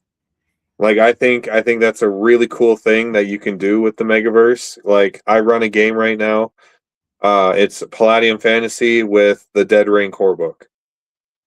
And so Palladium Fantasy, the whole world is infected, and I don't use like any of the modern items or any of the modern whatevers, but like the zombies can be in there and whatever. Like you could take, you could combine Nightbane and BTS. You can combine, so many of these source books and so many of these core books. You can make whole new games with them. I mean, it's truly amazing. Like I've seen people who combine Nightbane and BTS because in second edition BTS there isn't even an equipment section. Okay, I don't have it, so okay. Yeah, there isn't an equipment section in second edition BTS. So unless you have the compendium of weapons, or Nightbane has a wonderful equipment section. So sometimes you have to buy 2 core books. I'm gonna run Pigs in Space someday, and that's gonna be after the bomb meets Aliens Unlimited. Oh, that'll be fun. Pigs. Okay, hold on here. Am I the only one who understands Pigs in Space? Malachi, you have to. You're old enough. Oh yeah. Okay. Oh yeah. From the old Muppet Show. I want to watch Muppets. Oh. Pigs Oh my in God. Space. Jeez, I haven't seen that in forever. Now, so as a chapter spider here says, I'm just saying, I'm hearing you say, you fix this by ignoring a rule and fudge it. Well, I don't think I'm ignoring any rules. There might be some out there. I'm saying that the framework tells me that if a rule is in another book, and I do this to the Rifts guys all the time on my Discord, they'll like spurg out like, this is the rule. Be like, that rule doesn't exist. It's here in Rifts. I don't care what it says in Rifts. I'm looking at Heroes Unlimited, and that rule doesn't exist. So I'm going to do what I want. I don't have to pull from another book. You can, and maybe you even should, but I don't have to. That's number one. Number two, I'm actually playing the game the way Kevin absolutely wants you to play the game, is make it work for you. That's why it's meant to be a framework. Now, Sean, in all of his, youthful, only like 5 years younger than me, but youthful, exuberance, is actually trying to do this for you, starting with turtles, and then hopefully as things go on, trying to do some of these things that some of you folks want, codifying some of those rules maybe a little clearer, or adding some of those more, tables, percentages, whatever else in there. People like me don't need them. And I'm not saying that makes us better or worse. We just use experience. I don't need them. I don't want them. Though if they're there, I'll probably use them. I don't play against the rules. Look at how control rules are a perfect example. I still struggle with those, and I still try to use them to the best of my ability. But I'm also not going to stress over it, slow down the game to hold on. Did I get that? Did I really get that plus 5% right? I don't care. Because whatever I gave the NPC, I'm going to give you, the player. Consistency. As long as I'm consistent, I'm fine. Yeah. All right. Well, hold on. I got a couple more still written down. Oh, power creep. We're going to talk about power creep. I think you guys pretty much hit that one. The main thing for power creep for me is, yes, that is like all my Rifts friends would say that all the time, is as the game master, you're allowed to pick and choose what you want. You're playing Heroes Unlimited 2nd Edition, and you don't want the mega super power, whatever they're called, the really, is that what they're called? Mega heroes? You guys know or no? I don't know. I believe so. Are you talking about like the superheroes? Yeah. Yeah. I believe they're called mega heroes. Okay. And you don't want to use them? Don't. There you go. It's that simple. If you're running a combat game in Rifts and you say, hey, everybody needs to, let me just use, when RPG is Dumb ran our game, he very much limited what we could play. And we're like, okay. Like, and that's how I was a robot pilot. One guy was a crazy heathen dog, was an officer, former coalition officer of some sort, whatever. But I think he said no magic and psionics for the purpose of the game because he wanted us to be with the coalition. Okay. Then, that's what you do. Sorry, you're not playing the dragon. There's a flip side to this. Game masters, and this is something I had to learn the hard way, shouldn't outright rule out a glitter boy. It's too powerful. No, it's not. A dragon is too powerful. No, it's not. Because it's going to be the first target.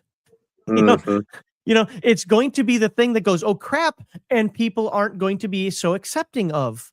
So all of a sudden, now when Mr. Dragon is being focus fired, hopefully you guys are doing something important during that time and meaningful. And you got your own little side battles going on. Don't even have to split the party. Don't even have to separate. Like, it's your turn, but we'll get back to you all later. You can do this in a nice round robin format still. The point is just as the game master, part of your job is to make sure that the missions, adventures, whatever, are not balanced. Balance is a horrible word, but are tailored toward the group. And if your group includes two psychics, you might have to do something with that with the Psy Stalker.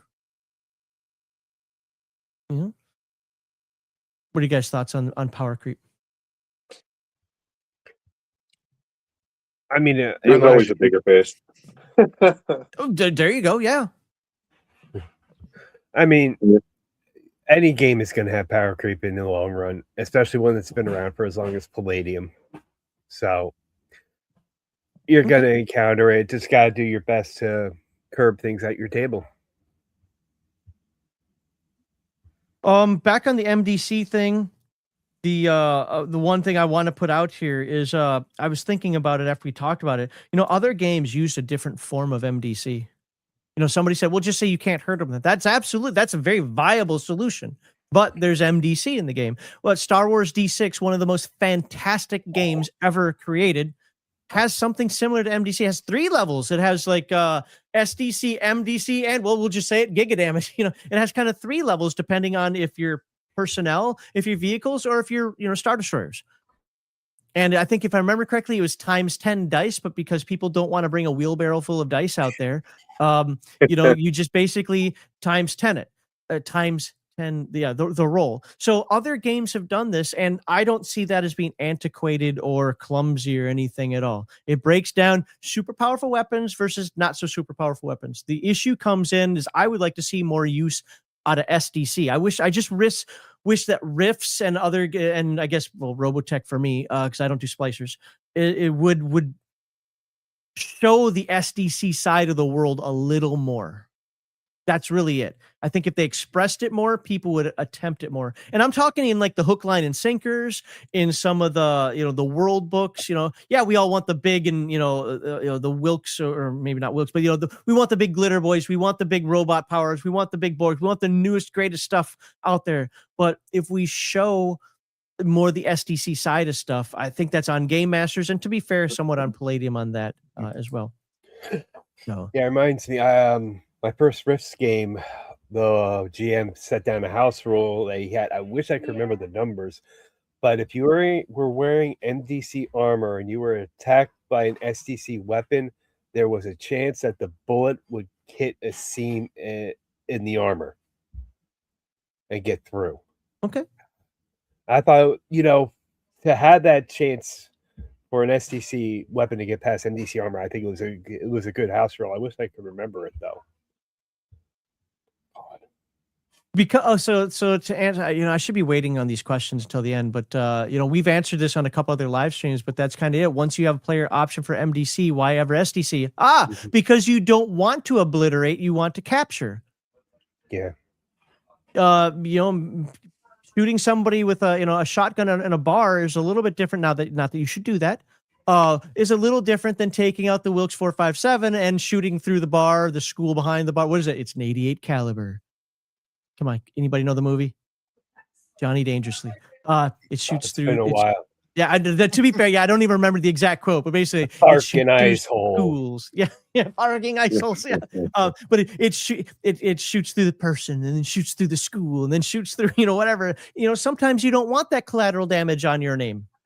Sometimes you can't bring the MDC weapon into the place you're going. Yeah, fair. Yep. I mean, the Megaverse is filled with more SDC environments than MDC environments. So I think, when I think about like Robotech and Rifts and then the various dimensions that have like MDC and stuff, and with Palladium books being like a cinematic type experience, I'm thinking Michael Bay when I'm thinking Rifts, and I'm thinking Robotech. Stuff should be exploding, and buildings should be collapsing, and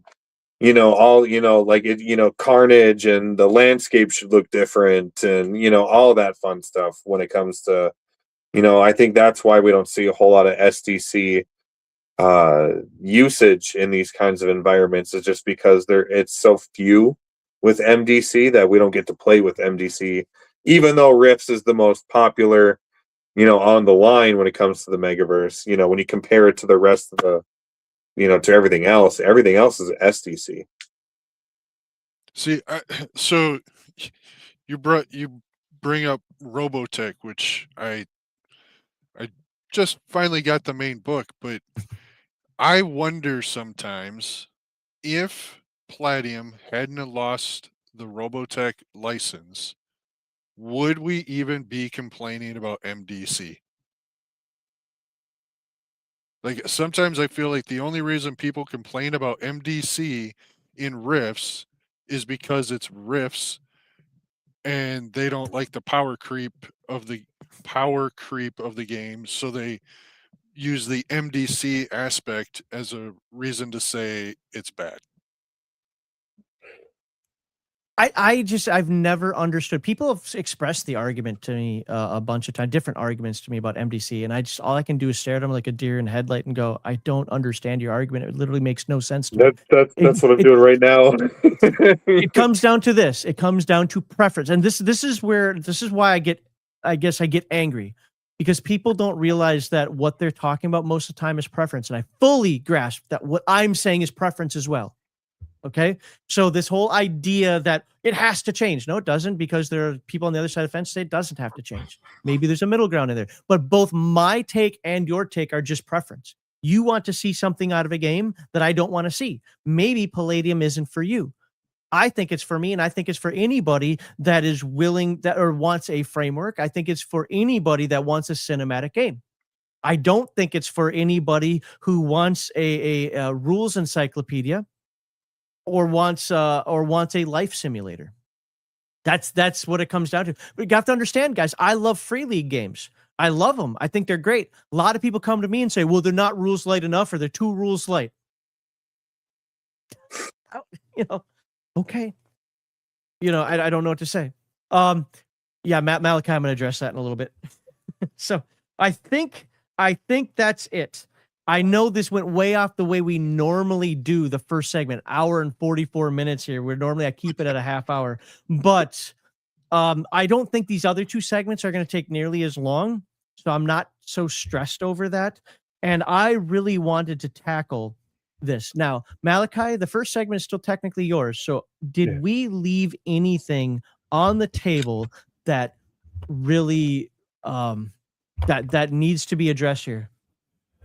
I don't really think so from my list that I have here. I'm gonna rattle off a couple of things for you. Just that again, Well, I was given on the side. What about things like analysis paralysis because of too many classes and too many options? Well, then the GM should kind of maybe limit the options. This is specifically talking about new players, I guess, for newbies. Yeah. Like, oh my God, there's just so much. The core book. Yes, limit them to that if you got new players, just stick to the core, or like they use for Adventures League, core plus one book. That way you could kind of limit them. I will never understand it's too imbalanced argument. I just don't understand. I don't get it. Show me something that's unbalanced, and I will show you how to take it down. Go ahead. No, go ahead. It's not 5e. That's why they use that argument. It's not balanced. Well, people think that 5e is like the epitome. This is the best game design ever because I don't want CRs. CR is the stupidest thing ever in any game ever invented. Well, I wish I knew what any of that means. Oh, see, a challenge rating. Basically, what third edition started and what D&D it's good for computer games, not good for a role-playing game. Where it's like, hold on, I've got to put. So let's just think of it as like battle value for something like BattleTech. Okay, like your party is worth 1,000 points, so I have to make sure that the enemies are worth 1,000 points. And how I mix them. No, if you're third level and I have you come across a green dragon, guess what? You're coming across a green dragon. Well, we're all dead. You don't have to be. I didn't say this is again. I use the Street Fighter mentality when it comes to this all the time. When you roll a random encounter in like AD&D and it comes out something, oh shit, 300 orcs. That isn't like round one, fight. It's hey, you crest a hill and you see the smoke and plume of looks like an army encampment down there, and you kind of hear the thundering of horse ride.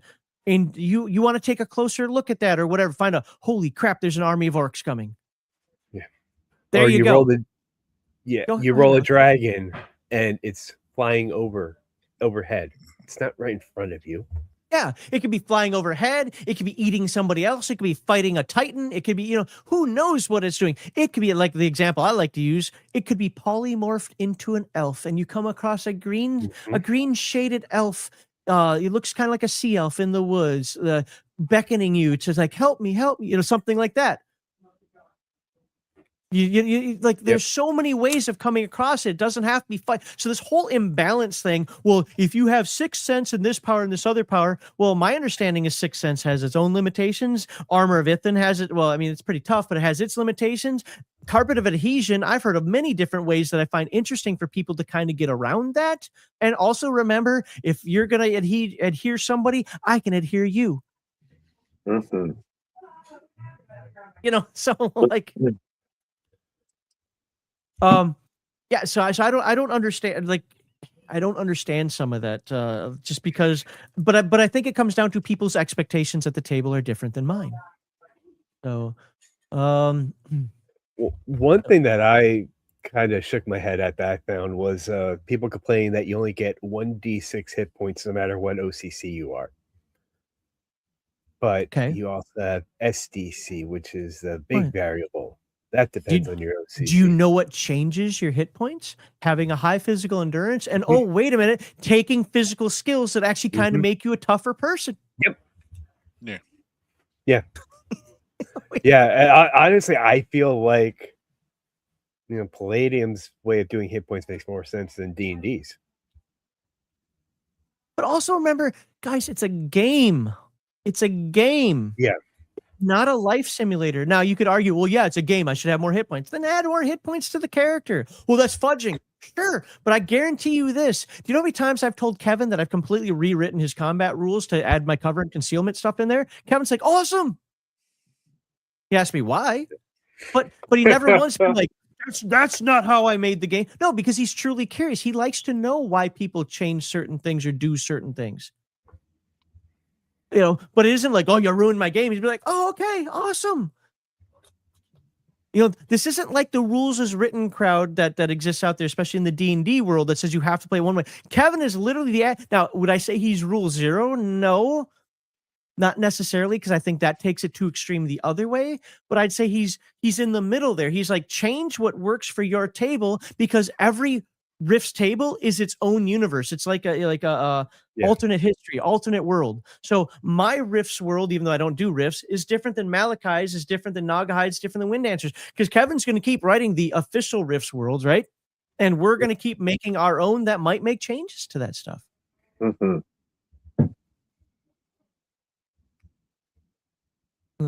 Why would I choose cooking over boxing? Because you want to actually live when you're out there, and cooking only goes so far. If you don't have cooking and you're trying to cook wild game, and you don't know how to feed yourself.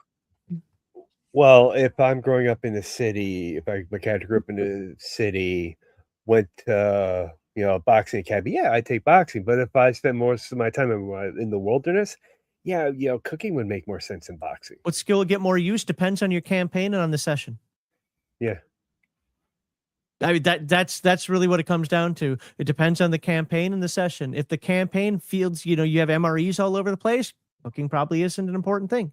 But if you're out there in the wilderness hiding from the coalition and some mercenaries that are after you that they keep paying to hunt you down, and you can't go into a city.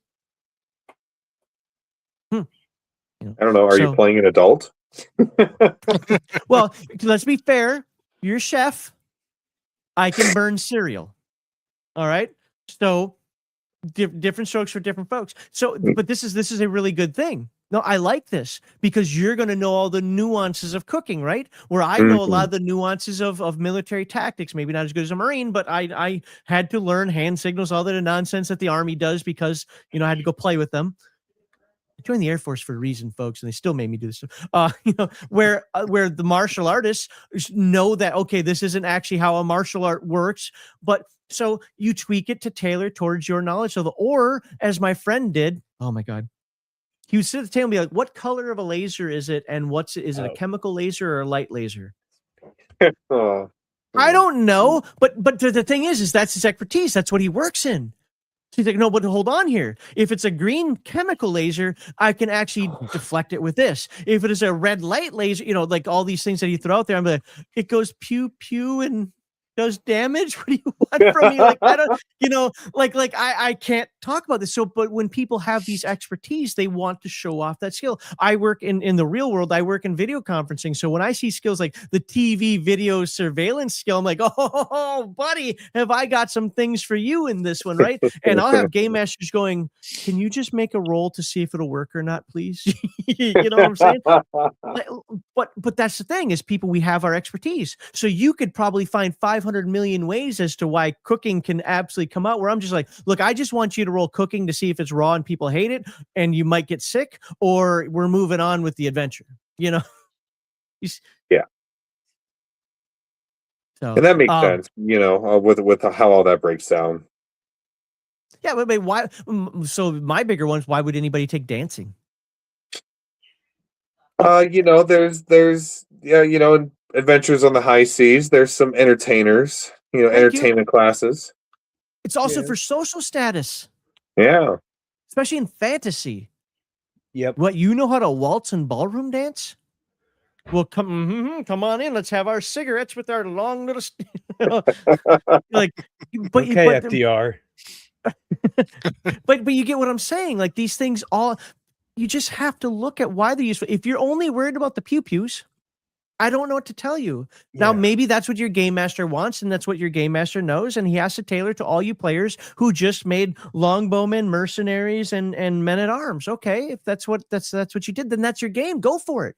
But what if you're playing with a more social group that wants, like, sure, we might have to fight on occasion, but we want more intrigue. Well, when intrigue, you're going to want somebody with some streetwise. You're going to want somebody that can cook. You're going to probably want somebody that knows how to, like, I don't know, put some drugs in the food.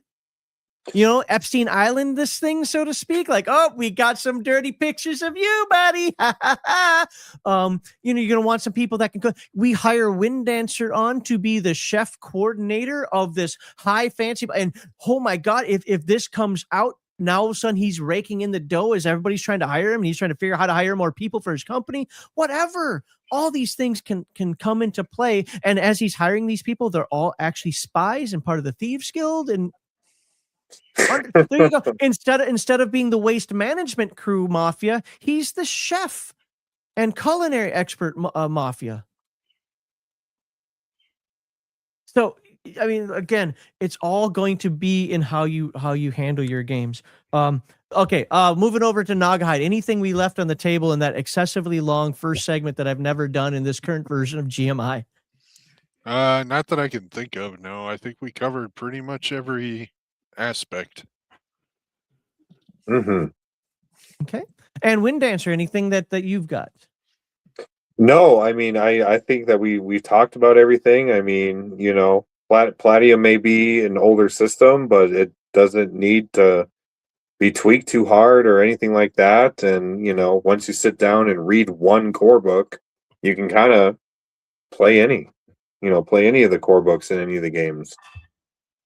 I don't know. I'm going to get so many horrible, horrible comments about this. Max, you didn't let them speak. You didn't do this. You didn't do that. I don't look. I warned these guys beforehand that I've got things to say. If we don't address them, I will. And they addressed some of them, and other ones I got a list over here of things. And so, yeah, like I'm very passionate about this. I'm even called a Palladium shill. Yet, if you knew how I talked to Kevin and Sean behind the scenes, you better think, oh, Kevin and Sean still talk to him after he said that. That's interesting. Because we're honest about, at least how we feel. But yeah, I'm absolutely passionate about this. And by the way, I want to be very clear before we even go into segment 2 here. I want to be very clear with this. I want to have this conversation about other games as well. We happen to be very Palladium heavy on our channel, but I want to do this with Powered by the Apocalypse. I want to do this with Free League. I want to do this with Modifius. I want to do this with hell, even maybe D&D. We'll see what edition. I want to do this with other games. So if you want to have the same type of conversation, and maybe I'll shut up more because I'll be a little bit less passionate about it. We can do this about other games as well. So, I don't. Again, I don't know what you mean by. I don't see the problem. The thing is, I literally just don't see the problems that some of you guys see. Where you see it as a problem, I don't. I just don't care. But if that makes me a shill, well, then I'm a shill for something I like and I enjoy. So then you can boo Powered by the Apocalypse. I don't like it either. But maybe I have misconceptions that those people can cure. All right. But let's finish up segment 1 here so we can actually get into segment 2 and kind of get back on track. I really appreciate the panelists for putting up with my nonsense on this and kind of taking over there. I think I can back off now with these next 2 questions to some degree. Also, again, I apologize to biokiddo out there. It's not the first time he set me off, and he's not the only person who's ever set me off, and I'm sure it'll happen again. But biokiddo's been around a long time. The main thing that I want to say about what his complaints are is I just would say, A, I don't think Palladium's for you, and 2, what your expectations of a game are different than my expectations of a game. That's really what it comes down to. It's just like when the people get all uppity on me that I like Free League, and it's missing this and missing that, and it doesn't do this and doesn't do these other things. I'm like, care. Like, I'm not looking for that. What I love about Free League, and I know we're talking Palladium today, but what I love about Free League is almost every game wraps up 3 things in one book every time. Domain play, the stronghold, so to speak. The typical adventure play, and the journeying. I love those 3 phases. So we have the character creation and combat. We have the journeying phase, which is basically a hex crawl for people who like that. If you like your West Marches type stuff, who want a more modern format, go get Forbidden Lands. And then then every game seems to have some sort of stronghold building that starts off at level 1, whether it's Forbidden Lands with Stronghold, whether it's Mutant User with the Arc, whether it's the Resistance organization from Mutant Gen Lab Alpha. I just think it wraps all that stuff beautifully. Is the game system perfect? No, I found a lot of flaws with it, but it's wondrous. It works. So, anyway, well, where are we here? Segment 1. Okay, so don't forget to like this video and subscribe to all the panelists' channels or whatever link they gave me in the description. I think that for Malachi, it was to his Substack, and Wind Dancers to his, I think his Discord's bigger than ours. I'm a little jealous about that. I don't know how many people you have in there. I don't care. I mean, you can tell us if you want, but I mean, I don't care. I'm just gonna say you're bigger because it seems like you're definitely more active. Just got a new one tonight. We've got 567 members the last time I checked this morning. There you go. You're bigger than me, but I have 506. Yeah, and yeah, we just love Palladium books. So we play all the Palladium games. We run the Megaverse West Marches, and you know, we want to see all classes from all books being played in all settings, and you know, we created an astral plane for all of our adventures and heroes to meet up, and that's where they start their adventure, and that's where they end up when they're done, and it's a absolutely fantastic deal. Awesome. Well, we're going to dive more when we get to segment 3. I will probably ask you maybe a question or two about your Discord to get people to sign up there, but the link is in the description. Now, to be fair, it is Palladium oriented. So if you're not a Palladium fan, you know what? You should still go there anyway. Maybe learn a few things. Just saying. But where we hear subscribe to all the Palace channel. Your support keeps us and the conversation going and reach more tabletop RPG fans. I'm sure I pushed a few away today. I'm probably gonna hear something from Kevin and Sean like, hey, you know, can you not be so aggressive? I don't know. I'm making stuff up right now, but you know, like, hey, you know, we want to bring people in, and you're like, ah. But to be fair, I'm kind of hitting the folks that have actually played Palladium for a long time. But we're always looking for new panelists. Look, we have a new panelist today. Wind Dancer's never been on before. I'm absolutely excited. We had a new panelist last week. Absolutely amazing. Dean was fantastic. Loved him. Wind Dancer's on for the first time. So we're starting to get some new panelists. And by the way, Wind Dancer, even if we're not talking about Palladium, you're welcome to sign up for, you know, any panel. So if you think you have a bit of charisma out there and interest in discussing role-playing games, please come by the Game Master Insight Discord, check the schedule, and sign up for a panel. Links in the description for that. Now, in segment 2, we're going to talk about how Palladium actually functions at the table. And I think in this one, I might be able to back off a little bit because I really personally just wanted to get out there and hit on some of those misconceptions and how I respond to them. I think now we're going to go back to regularly scheduled program here. I did have a couple of chats, but I really think that we knocked them out of the park here, and so I'm not gonna bring them up. I don't want to rehash like some of the spurgy moments that I had there, but I am gonna put this up because I love the reference. Now I don't agree with them, but I love the reference. Can fix MDC by heaving it off a pier with Dan. We have not used that reference in forever. So for people who don't know, I'm going to say a poo-poo word again, so cover the kids' ears. But a few years ago when we were in our rant phase, Heathen Dog was covering I think we were doing some top 10 or whatever, and the guy who wrote the article's name was Dan. And he said, well, Dan can fuck himself right off a bridge. And what ended up happening after that is we kept saying things like, well, he can fuck himself off a bridge with Dan. And we used it for a while, and people would bring it up in chat for a while. Poo-poo words are over now. So I haven't seen a reference in a little bit here. So thank you for bringing that back up. Even if I don't agree with you, I love the reference there. Can fix MDC by heaving it off your thing. Now, you know what's funny?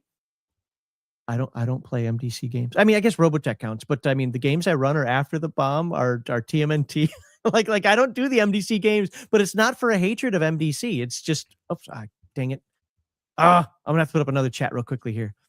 Somebody said there's lides. There we go. Oh, Malachi said that. But I run the SDC games, and I plan on having my After the Bomb game is going to, well, apparently now it's going to add, thanks to Kevin, it's going to add Dark Rain in there. By the way, Dark Rain is on sale. Like all the stuff, go check it out on the Palladium site. Dark Rain is on sale. I want to actually do my own timeline. Quick version is this: it's going to be after the bomb, but it's going to lead into rifts, not Chaos Earth, not Beyond the Supernatural, but I'm going to use after the bomb, where the Empire of Humanity, because they're so cartoonish that I really don't like them. I'm going to have them convert into what becomes the Coalition, not Nema. So I'm gonna have some fun with that. Anywho, we are now going to move on to Nagahide. Nagahide, have I tired you out yet? Are we ready to go to talk about segment 2? 2 hours for segment 1.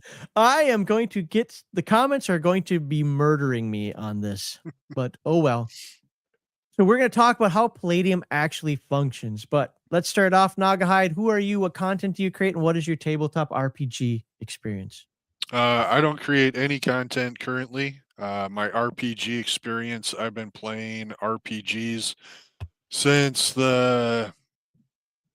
89, 90, and I started with TMNT and Transdimensional Turtles. So I've been playing for a bit. That's awesome. You're also running or starting a game. Have you? Was that session 0 or was that actually the first session? Nope. We did. I've had 2 session 0s for the same game because some of the players couldn't meet at the same time. But yeah, we just did a session 0 yesterday for a TMNT Redux game that I'm going to be running starting on the 2nd of April. Awesome. Congratulations. That's always fun. Real quickly for Nerdy Ogre and Walter MC, if you're watching, I'm going to bring you both because I know you signed up for this show and I know you're passionate Palladium fans as well.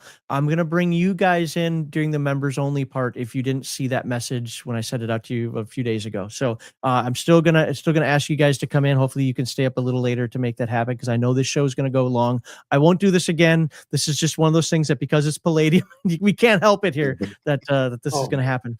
So Nagahide. Yes. When Palladium Megaverse games are run the way they are intended, whatever that happens to mean, okay? Rulings first, GM driven, and cinematic, right? That's I think we can agree that's what Kevin likes. Not rules first, but rulings first. It's a GM driven game. He said that, in not so many words, but he said that. And of course it's cinematic. At least that's his intent, right? What does that look like in actual play? How do combat and skill system flow? How are edge cases handled? And how does the game master maintain, I hate this word pacing, but the flow or the pacing without getting buried in rules lookups? Maybe we just covered this question. Can we go to question 3? No, go ahead. Like how? We did kind of cover this already. Well, you covered it in your tirade, but rant. So the game master has to be careful because depending on how experienced you are, you're going to have a tendency, especially if you're not super familiar with Palladium game that you're running, to jump into the book to try and look up rules. What I tend to do to prep myself for a game is I'll read. So like before I did my session 0 for my current game, I read the creation rules over and over, and I went through and I created a character for myself so I would understand the flow of character creation. That way, when the players had questions, I could find the page quickly. So that they could, find what they needed to find in the book. I know some videos that you can show them. Oh yeah, I did. So I did post your video on character creation. Okay, yeah, I did in the discussion channel, or the character channel, one of the two. I said, hey, go check this video out if you want to get a understanding of how character creation works for Redux. So that's things you can do. Palladium, or well, not Palladium, Legion of Myth has a lot of Palladium videos on different aspects of the different games. Highly recommend watching those. I've watched most of the Rift stuff and the combat stuff and the character creation for Redux. And then as far as flow and skills and combat kind of flows itself through. You have you roll your initiative, person attacks. You can, if you have auto parry, you can roll to parry, or you can try dodging depending on what kind of attack it is. So I think the combat really gives itself to that cinematic aspect more than other games, at least from my perspective, because it gives you more options than just, okay, somebody's attacking. Did they hit you or miss you based on your armor rating or your armor class or whatever? With Palladium, you have other options you can do to prevent yourself from being hit other than just your armor rating, right? Skill flow, we kind of covered it already but to get more into it, as the game master, you kind of have to decide, like, if somebody's trying to hack a computer, like, what's the security like on a computer? And if you're not familiar with that stuff and you're adding in it to your game, you can go out and do a quick Google search or a quick AI search, like computer security. What kind of things would somebody have to get through to hack a And computer? there come 100 more comments. Oh Jesus. AI. Yeah.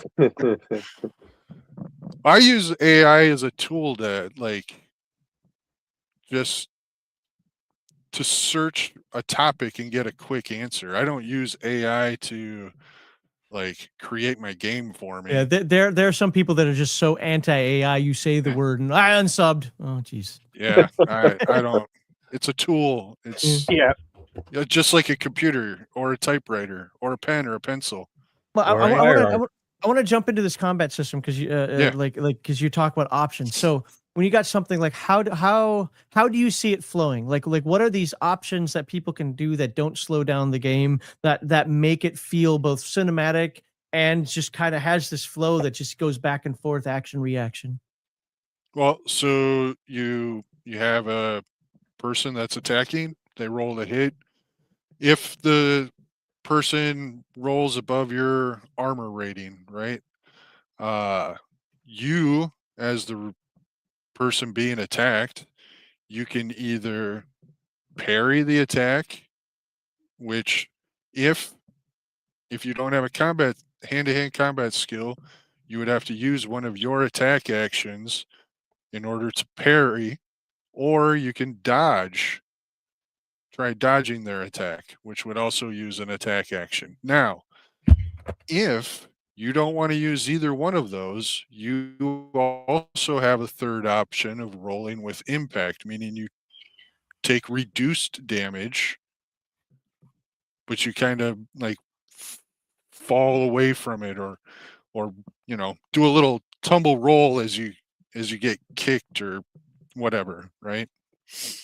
So a game like Pathfinder, for example, and if I'm getting this not perfect, guys, don't spurg out on me. We've had enough of that this episode. But just I take my action, I take my second action. Oh, I take my whatever bonus action or whatever it's called. I'm done. It's now your turn, right?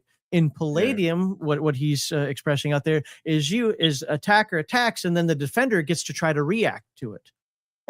Parry, dodge, entangle, whatever else. You got options that you can do. And if you have a particular hand-to-hand skill like martial arts, you might even be able to grab somebody and throw him as he attacks you, whatever. So it's not just my action and then my action again and then my action again. No, it's like this and then he's trying. So you've got this kind of back and forth flow that's going on. By the way, that can suck up all your actions all of a sudden because you see he's got a sword and armor and you've got nothing. You're like, oh, don't hit me, don't hit me, don't hit me, don't hit me. All of a sudden you're out of actions. You're like, well, I can't attack now because I just wasted everything trying to do that. Or you got a lot of this kind of like ping, ping, ping, ping, ping, ping, as two ninjas are like flying through the air on ropes, trying to smack each other.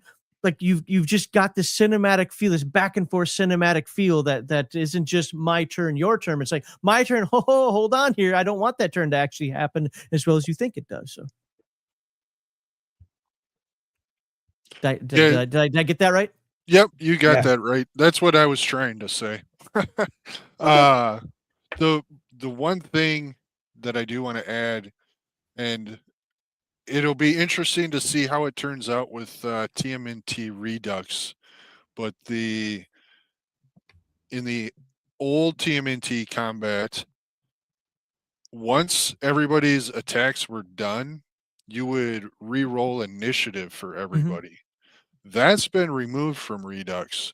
So I can't wait to see how that flows through the game and to see how that combat actually works now. Yeah. It'll probably clean up time. It might clean up time, but I feel like it might be more confusing because if in the old way, it was, in my opinion, it seemed like it was easier to keep track of your attacks per round as opposed to how it's going to flow now, because your initiative will never change now. It'll stay the same initiative. Okay, but so that I don't get. Go ahead. Oh, I was just gonna say, honestly, even if I'm going the old way or the Redux way, I only have them throw initiative if the situation has changed. So if there's still 5 enemies up, the situation hasn't changed. You know, a tank showing up, the situation has changed. You know, someone entering or leaving combat. You know, stuff like that. You know, By the otherwise, way, folks, let me put this out there for people that I probably should have said this in the first segment at the beginning of it.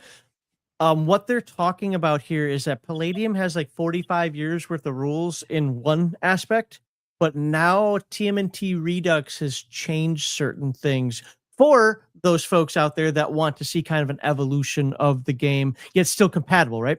So one of the things that they're discussing right now that just in case somebody's like, that doesn't happen in Palladium, well, TMNT Redux has changed some things. Just want to make sure I pointed that out there. So go ahead with what you're saying. You were I talking. said my piece. Oh, did you? Okay, I thought you were still talking about that flow. I just want to make sure. So, like for me, somebody's already put in the comment, I don't agree with the new initiative rule or armor rating rule. I actually like the new armor rating rule personally, because I see armor rating as a target number, but that's just because of how I see it. I don't care either way, to be honest with you. I could use the old one. I could use the new one.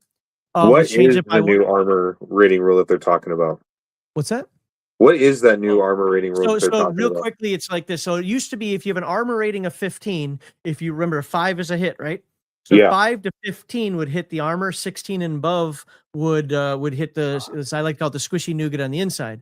What they've done is they basically made it a target number. So 5 is a target number to hit. Now the armor rating is a target number to hit the squishy nougat on the inside. So basically, it lowers armor rating by 1.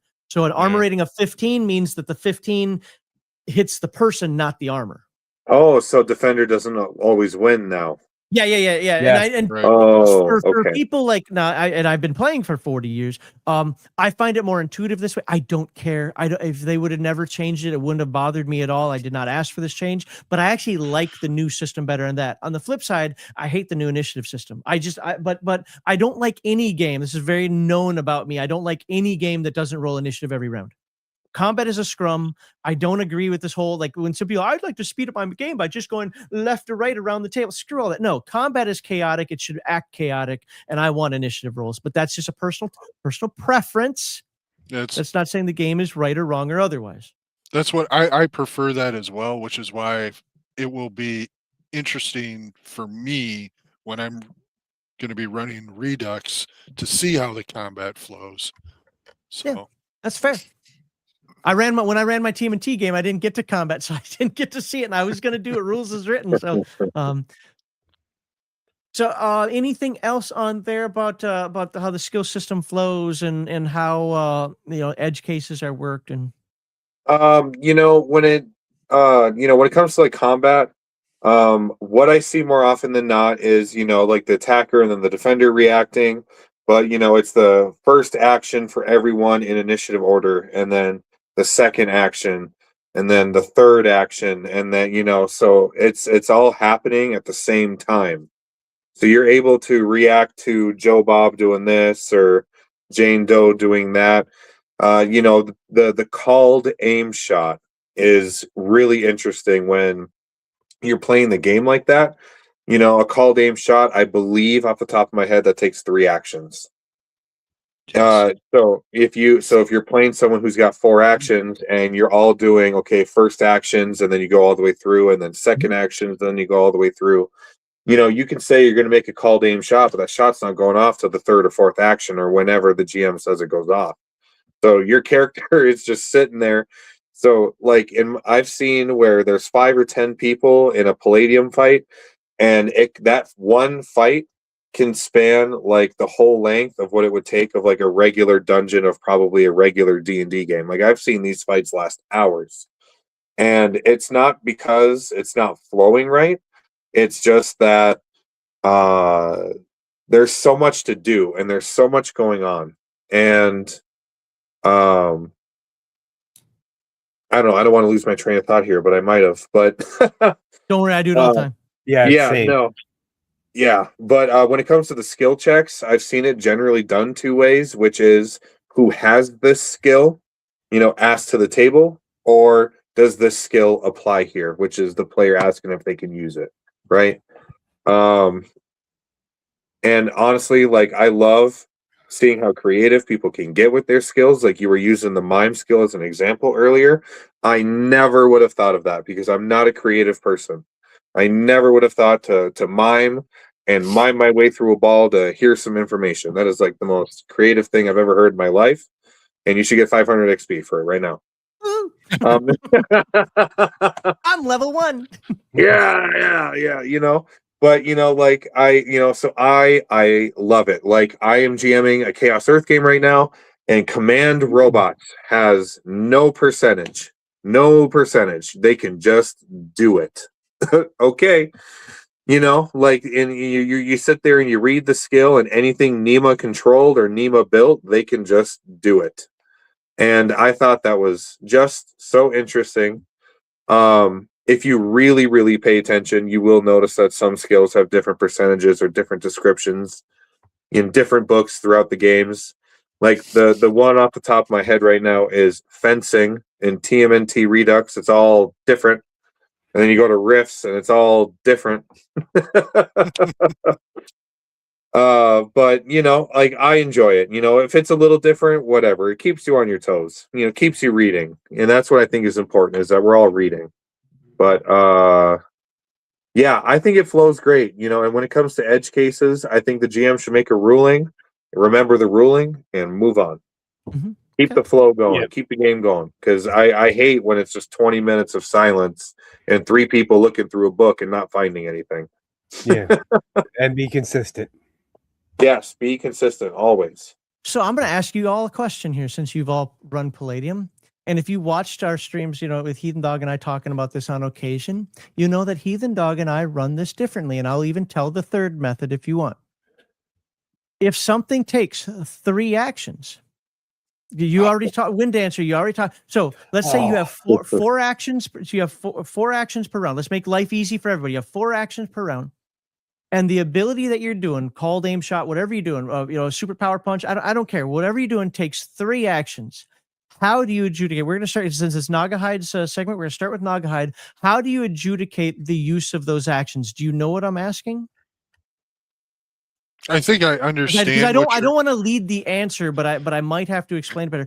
How do those actions play out in terms of the action economy of the round? So generally how I do it, which is totally different than Wind Dancer, is if you say you're going to do we'll use Wind Dancer's example, a called aim shot, and it takes 3 actions. Okay.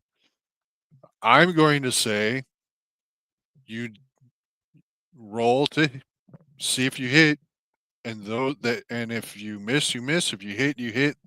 You used 3 actions. Okay. You're done for 3 rounds. Like you're not going to be able to do anything. Okay.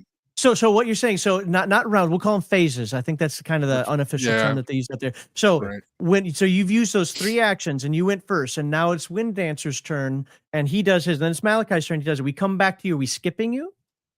Mm-hmm. Yeah. Okay. Yeah. Okay, so you guys do the what I call the cooldown method, where it's like, you know, the superhero does a super punch and he lands and he has to have his pose, and then he kind of loses an action from that. Yeah. Okay. Yeah. Okay. So you and Wind Dancer, you do it that way as well? Yeah, you know, and there even has been some debate on when that action goes off. Does it go off at the end of like action Well, 3, or does it go off at the beginning of action 4? Understood. And Let's get to Malachi first, because I actually want to talk about that, yeah, because this is the flow, and I think that's a good discussion point. Malachi, how do you do yours? I think it would depend on your action. Like, if you're doing like the aim called shot, okay. I'm seeing that in my head as you're taking that time to aim and make sure you hit your target right. It takes 3 actions. So when it gets to your initiative count on phase 3, that's when you get your shot off. But I could see, depending on what the action was, it going off and then you losing your next action or 2. Okay. So there's a reason why I do it first, because what happens if, let's say, it's a large combat scenario and your player does a called aim shot, but you make him wait 3 rounds before that round goes off, but 2 of your other players attack him and kill him before that round goes off. he made a wrong choice. Yeah. But if combat is only 15 seconds for that phase, that round would have went off and he would have hit his target.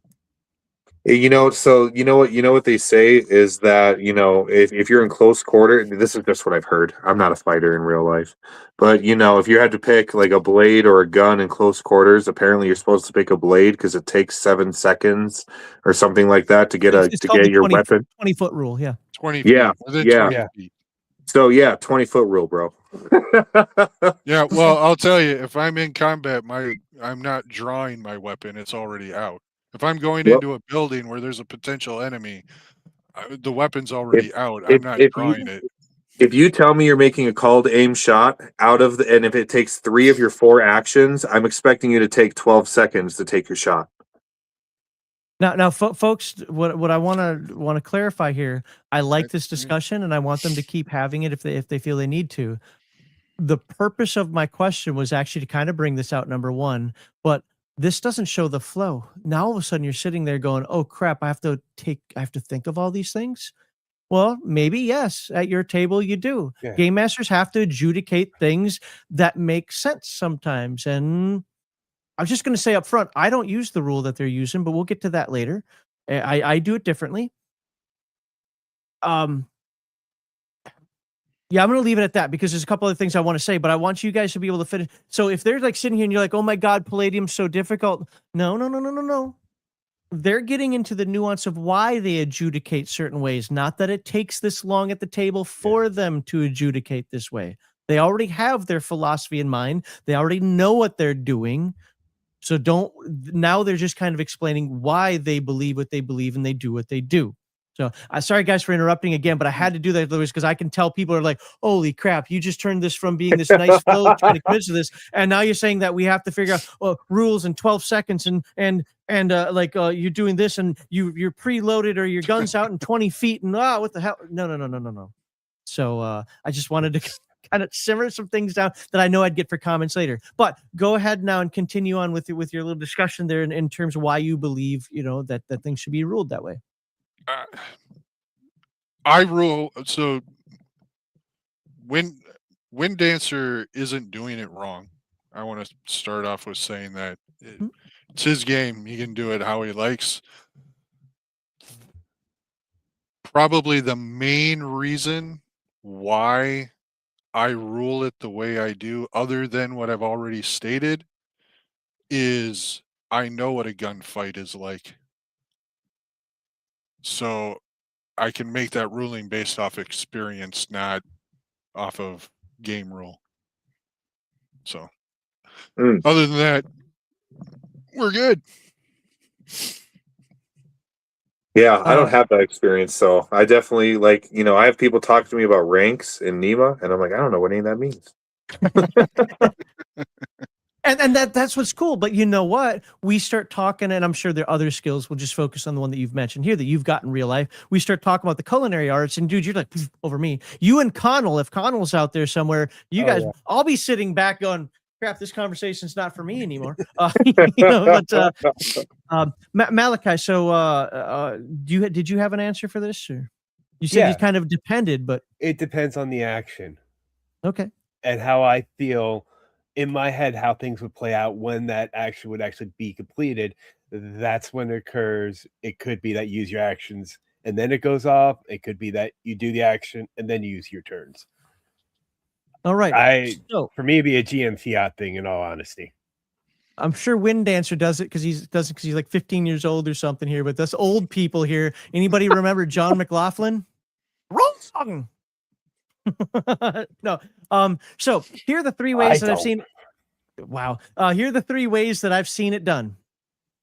Two of them kind of make sense. One does not. Way one is the power up, and that's what I think Wind Dancer was saying. And that's the whole. It takes 3 actions. So on your third action, you go. All right. Then there's the cool down. It takes 3 actions. You do your 3. You do your ability, but now we're skipping you twice, and then you get to do something again. Then there's this really weird one that I don't like, but it goes like this.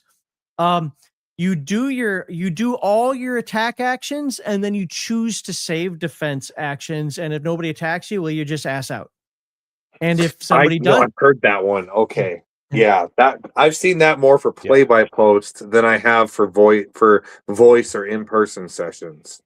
Okay. That is confusing as hell sometimes. But some people they think it makes things go smoother and faster. It makes you a little bit more tactile in your head. And I'm not going to take that away from their tables. I won't do that. But this is how I do it. And I'm just going to say up front, because I have to say this. I asked Kevin how he does his, because Heathen Dog and I were, we're like opposite ends of the spectrum, and Kevin sided with me. I'm just saying. But that doesn't mean Kevin doesn't care. And I'm sure that there'll be that nuance. Well, actually, John, I only sided with you on this one, not these other 2. Okay, fine. But it was just coincidental because I didn't know. This is how I do it. I don't care. I just want to know when you're out of actions. So if you take something that takes 3 actions, you do it in phase 1. You get to go again in phase 2, but if that uses up your last action, you're out of actions. And now Nagahide still gets action 3, and Nagahide, Malachi and Wind Dancer, and you're just standing there with your dick in the wind, so to speak.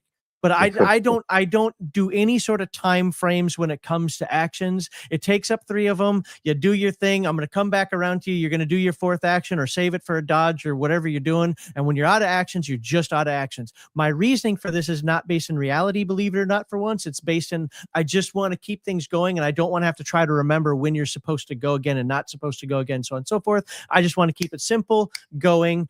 And so just tell me when you're out of actions. So again, none of it and how these guys were saying is wrong. I am very, very, I'd say 90%, no, 100% of the people that I've played with use either the power up or the cool down method.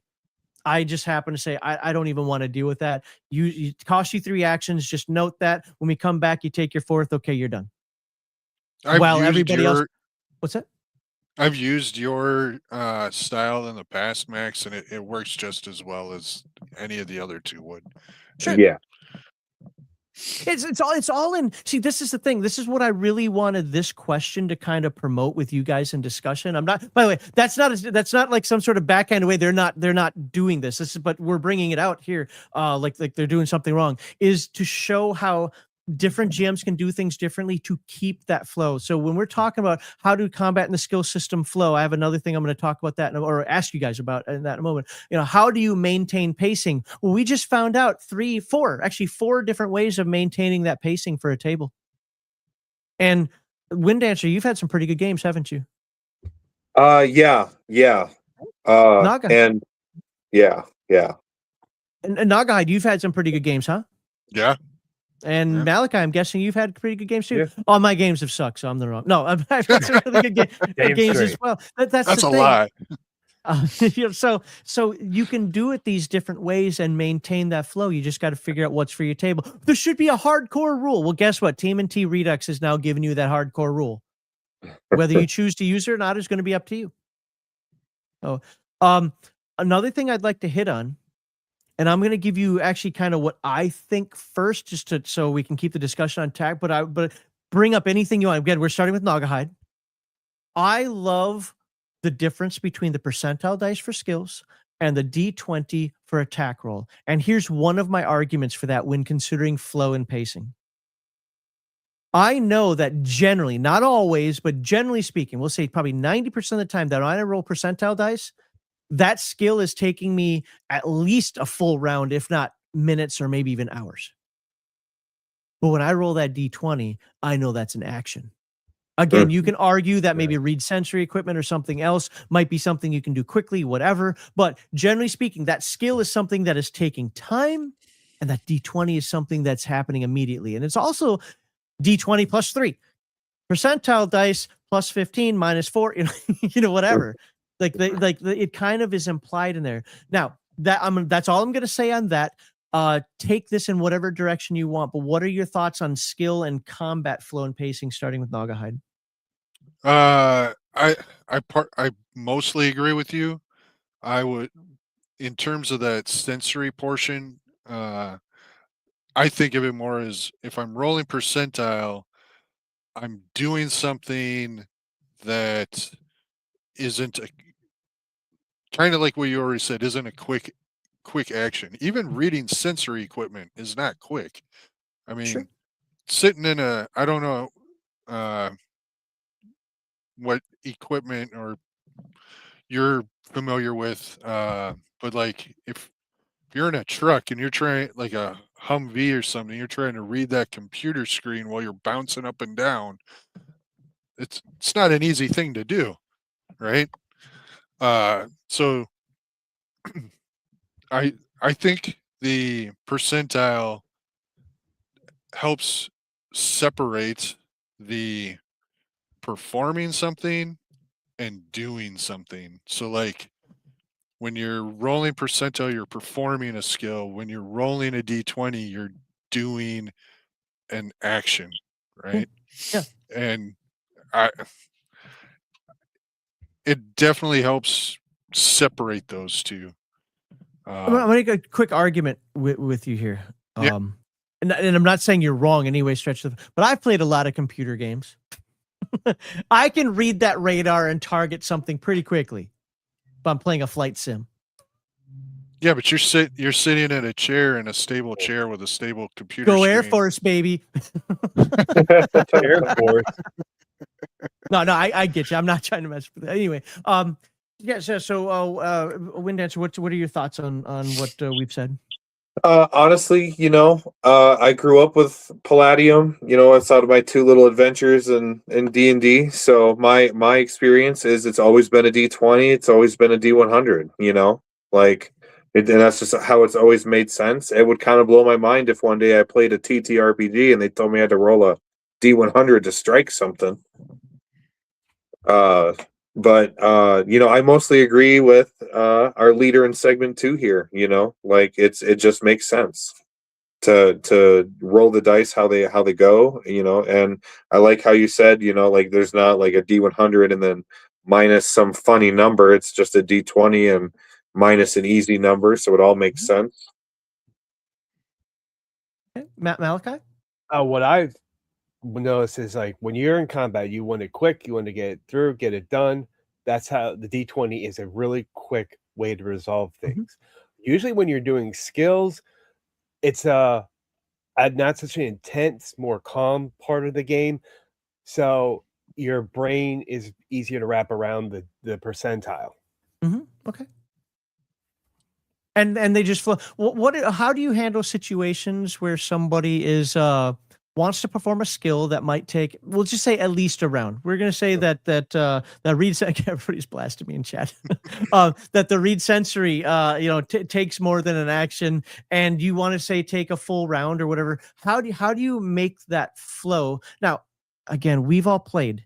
It's very easy for us to visualize this and understand this. Imagine you're talking to somebody who's never played before. It's like, wait a second, I got to roll percentile dice for a skill, and then the attack rolls, and then figure out what this guy's doing with the skill again. How does that, again, starting with Noghide, still your segment, what how does that flow simply for you? How does that? So honestly, if it's a combat situation where there's, let's put it into riffs, since riffs, it's what we're talking about is more closely associated with riffs, right? So you're in your power armor robot with all the sensory equipment, all the radar information and everything, and you're fighting against, you and your team are fighting another team. I'm not going to have you roll the skill, honestly, in that situation. I'll have you, if I'll say, oh, you pick up 2 more bogeys at, this direction. They're this many miles or this many meters out. And You then kind of assume that they're combat trained and that they know how to read their instruments. Yep. Okay. Exactly. Okay. When would you have somebody roll then for read sensory equipment? So if they like read sensory equipment, I guess in my team, that's a really good question. I hadn't thought about that before, because I just had typically, unless it's riffs, I've never had anybody take it, but I actually had somebody that. I mean, don't you have to take it now to be some sort of like airline pilot? I forget what that was. I think combat helicopter. Okay. And maybe combat pilot. Okay. So in that situation, I would have, if you're piloting a helicopter and you are also trying to read a specific kind of radar, I'm probably going to have you roll the skill just to see if you can identify what's on the equipment, right? Because I'm slightly familiar, but not super familiar with how that sensory equipment works. I've watched Firebirds like a handful of times, so I got it. I mean, people have actually in chat, people have put some good reasons as to why you'd want to roll as well. I mean, again, I'm not trying to like, oh my God, what, you don't know how to play the game. I'm just curious as to how you handle it. So, because, people do things differently. I know I keep calling out names. I should just shut up here. I apologize, guys. So continue on with your conversation on this stuff. If anybody wants to jump in, go ahead and jump in on that. Well, if I had somebody that was rolling a skill in combat, I would take the example of the combat example where it's different groups fighting. They'll like the start of the round, okay, they want to roll a skill on their initiative count, and then go around. When it comes back to them, I describe a little bit what's going on, go around, come back, and then by the time they're whatever length I set aside for their skill to get done, they're done, and then that's when I finish the description. So I could kind of, keep a little bit of attention and everything while the combat's going on. Okay, somebody's doing that skill and thinks he's outside of combat, so he gets the chance to, like, I don't know, try to do the quick repair on the motorcycle or some crap, right? And then all of a sudden let's say he made a skill roll. Well, first of all, would you have him make a skill roll right away and then say it takes time? Or would you have him take the time and then make the skill roll? I'd tell him how long it would take, and then if he still wants to do it, I'd give him the skill roll. So, but it'd still be up front? Yeah. Okay. Yeah, I do So the roll up by front. the way, I do that as well because if you roll really well, you might actually complete it quicker. Exactly. So, but now he makes a skill roll. He's going to repair the motorcycle, but now instead of taking 20 minutes, it's only going to take him 5 minutes. But 2 rounds in, so we're talking 30 seconds. All of a sudden, the bullies come out, and now they want to start beating his butt. What happens with that skill roll? Good question. Okay, not trying to put you guys on the spot with this, No. but these are the little considerations I would have happen. I mean, for me, it's very simple. Well, you did succeed, but unfortunately, you were interrupted. So your choice is to either get beat up or to run away and fight back and not do the skill. It's that simple for me. Yeah. Or I narrate that, they're going to get some shots off at you at least. Sure. But what you might have is a player that argues, well, it's BS, man. I made my skill roll, but you knew going in this was going to take time. Yeah. So, okay. Guys, again, what are your thoughts? When it comes to that specific skill, like read sensors or sensory, whatever that skill name is oftentimes if I'm GMing, I'll ask the person because they'll know their armor. They'll have all their armor stats, like their power armor, their robot armor, or whatever. If they have an AI in there, because the AI could be used as a tool too, that's in the machine. And if they have an AI, like talking's a free action. Hey, Jarvis, pull this up. Make the computer do it while you're busy, fighting for your life. Yeah, especially if you're playing a game that allows that kind of technology. Absolutely. Yeah, so save yourself a throw. I mean, me, like if you roll a skill throw, to observe a sensor, I'll just say an action. I mean, an action's supposed to be 3 or 4 seconds. I can't just go and then know everything I just saw, right? I might need to take a moment to look. It takes a second to decipher these ones and zeros. Michael Risk says, but I'm gonna star that and read it later. But what book are you talking about? Because I'm just gonna tell you right now, I literally never reference riffs, and I do it on purpose to piss off the riffs people. Which book? Are you me? He's replied. Yeah. Okay. So because no, I'm gonna look in Heroes Unlimited after the bomb. Everything else before I look into riffs because riffs is not the center of the universe. You weirdos. What? Who said that? I mean, right? It's the #1 seller. Yeah. Okay. Has the most books. And yet wasn't the first game, even by far, published. That's true. It was Mechanoids, right? Well, Yes. but of the ones that are still published to this day, that would be Heroes Unlimited. Yeah, the yellow book. No, All right. Mechanoids. I just like messing with them because like everybody does riffs, and I'm like not the riffs guy. So, so how does this rule? And we're gonna move on past the segment after this because we're already actually over the time of the show by 15 minutes, and we haven't done. I'm blowing this one off. This is just gonna be. I mean, the show is great, but as far as any of the rules of the show go, other than don't break TOS, I've all the rules are gone at this point. So, how does a rulings first mindset shift player expectations compared to what, as we've seen in chat here, to strict mechanical adjudication, starting with you, Nagahide? At my table, I don't want. If you're going to be a rules lawyer, you should probably just give me your book, and I'll be your lawyer. I'll make a determination, and then if I generally will give you about 5 to 10 seconds to give me your argument on why you think it should work. And if I disagree with it, well, I'll make my ruling and say yes, I'll say no. And then, but if your argument is good enough for me to change my mind, then I'll say yes, and we'll make that the table ruling. According to chat, I ruled incorrectly, but go ahead. Now, sometimes I'll make a ruling, and then after that session, I'll go and look before the next session, and then at the beginning of the next session, I'll say, okay, I made this ruling at this time based on the information I knew.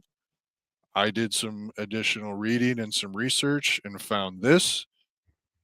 We will now go by this rule going forward, and I'll make a note of it. Yeah, I understand. So that's but how Oh. does it overall just shift the mindset of the player's expectation Oh, as they get used to that? No, I'm not against what you're saying. I think that was good advice. But how does that change the mindset of the Yeah. players? when they come? Because a lot of players, like we've seen it in chat. Like, hold on, where is that written down? What page is this on? How do I find this? Where a lot of things are a little more, we'll say, fuzzy. I don't care about the mindset of the players. They're in my game. There we go. You and Doc Flamingo are now best friends. I mean, if my ruling changed your mindset about the game that you're playing with me, well, that's your problem, not mine. Okay. I mean, it sounds harsh, but if I'm playing in your game and you make a ruling that I disagree with, I'm still going to sit there and play your game because I'm probably playing it because I enjoy it. Right? Okay. So. Same question for you, Windancer. Like, how does the rulings first mindset shift players' expectations compared to strict mechanical adjudication? You know, and I think the strict mechanical adjudication, I think that comes from video games. You know, like it has to work this way or it's not going to work this way. You know, the game is only going to let us do this or it's only going to let us do that. You know, shifting the perspective and shift, you know, it not every single thing needs to be written down. I mean, I can't tell you how many videos I've watched of Kevin saying, like, you know, it's a role-playing game, you know, use your imagination. Your imagination's the limit, you know, sky's the limit. Do whatever you want. Figure it out. It just, like, I can't imagine getting caught up on the rules this much, other than like earlier when we said, you know, we'll spend 5 to 10 seconds saying, hey, this is what the book says. Oh, okay. Well, we're moving past that. Sounds good. Like, I can't fathom, you know, just sitting there and nitpicking every single ruling or anything like that. And for me, there has to be a trust. You know, the players, you gotta trust your GM, but the GM also, if you get called out, you have to be willing to at least take a moment to listen. Mm-hmm. 1 second here. I have an issue on Rumble. Okay. No, I agree. You know, GM and player cooperation, that makes like the best stories and makes the best adventures. And sometimes not everyone makes it, but Well, yeah.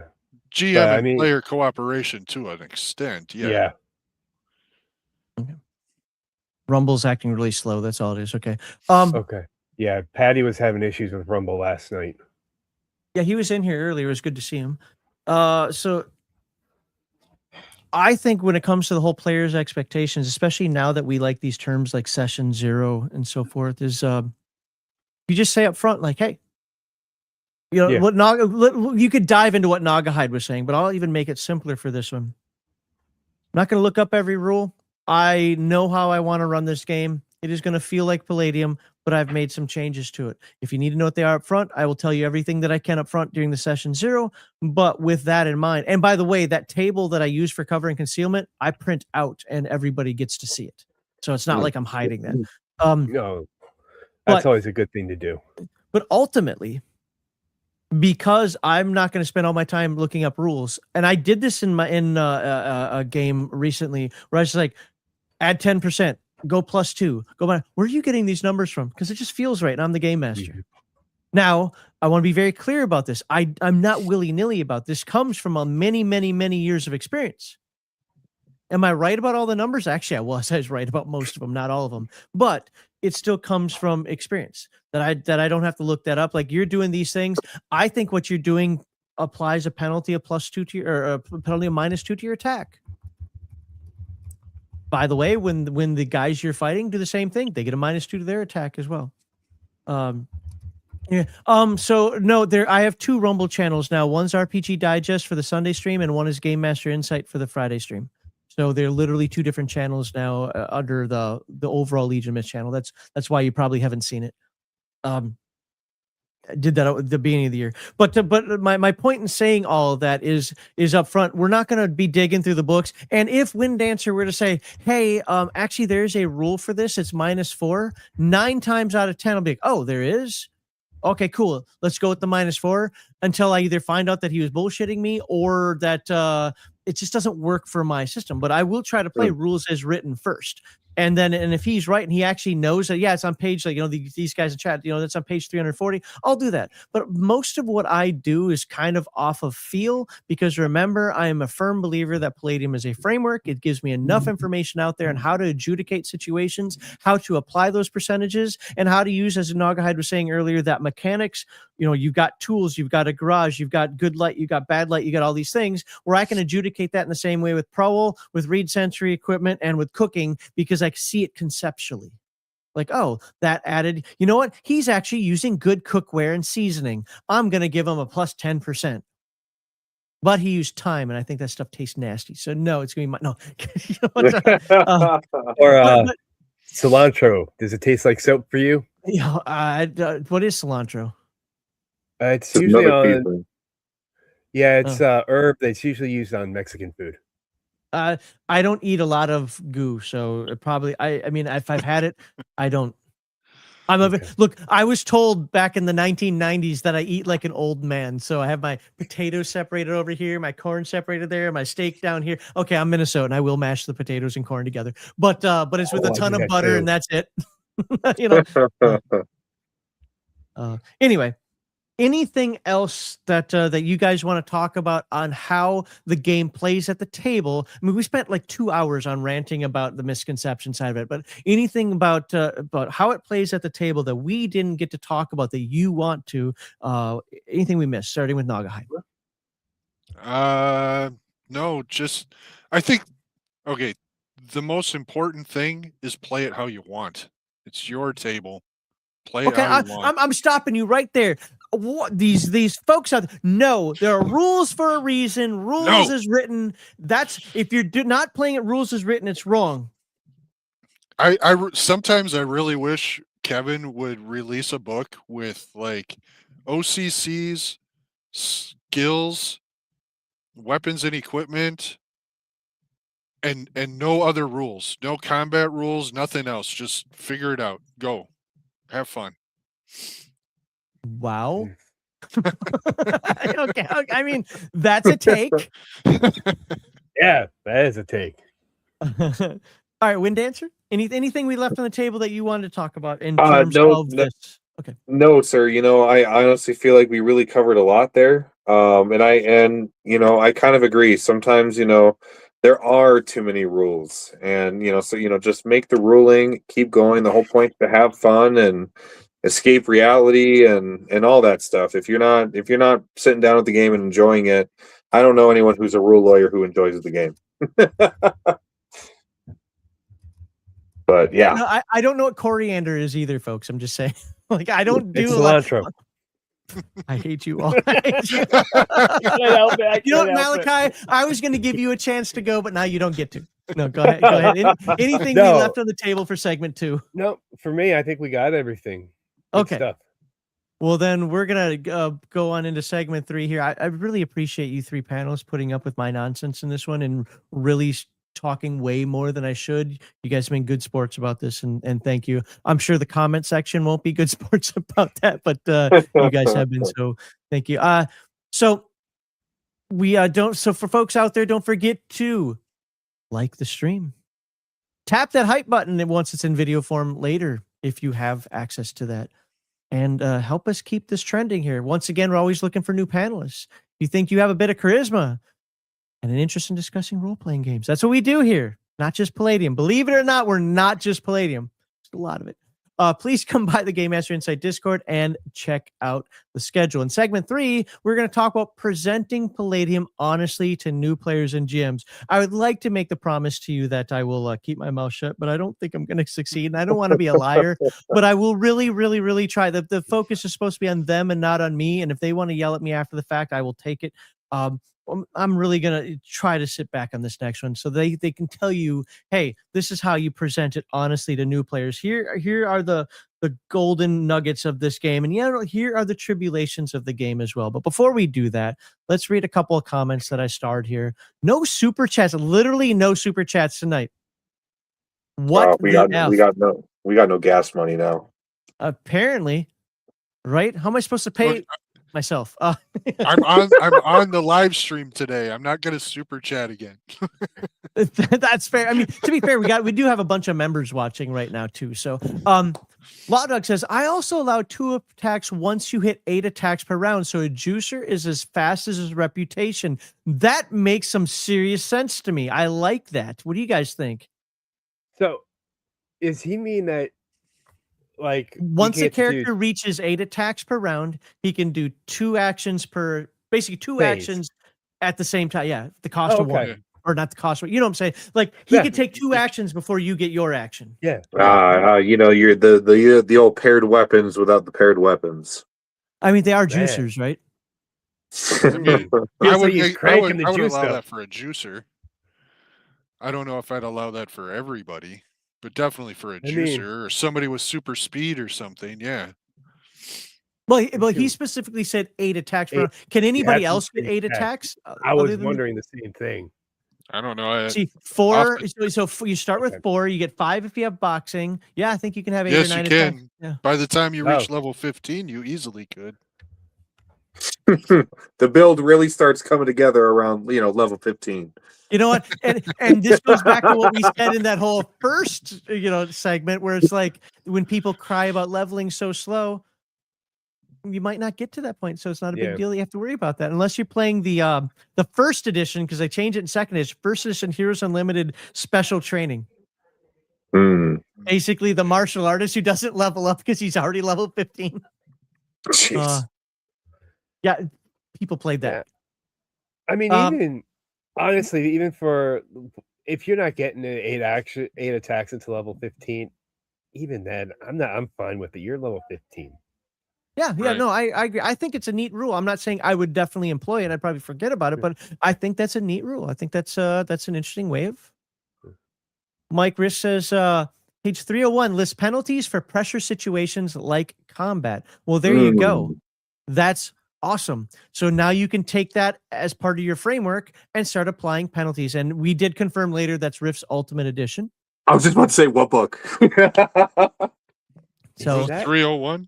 Page 301, yep. So, yep, skill penalties. It's almost the entire page. There you go. So maybe I should actually, I mean, I have Rift's Ultimate Edition. I just don't ever reference Rifts. Maybe I should look at Rifts more. Everybody's always guilting me into this. Rifts is not the center of the universe. It's the center of the Megaverse. Again, that's the second comment that somebody's put in a chat that's totally against what I believe, but was so awesome I had to put it up there.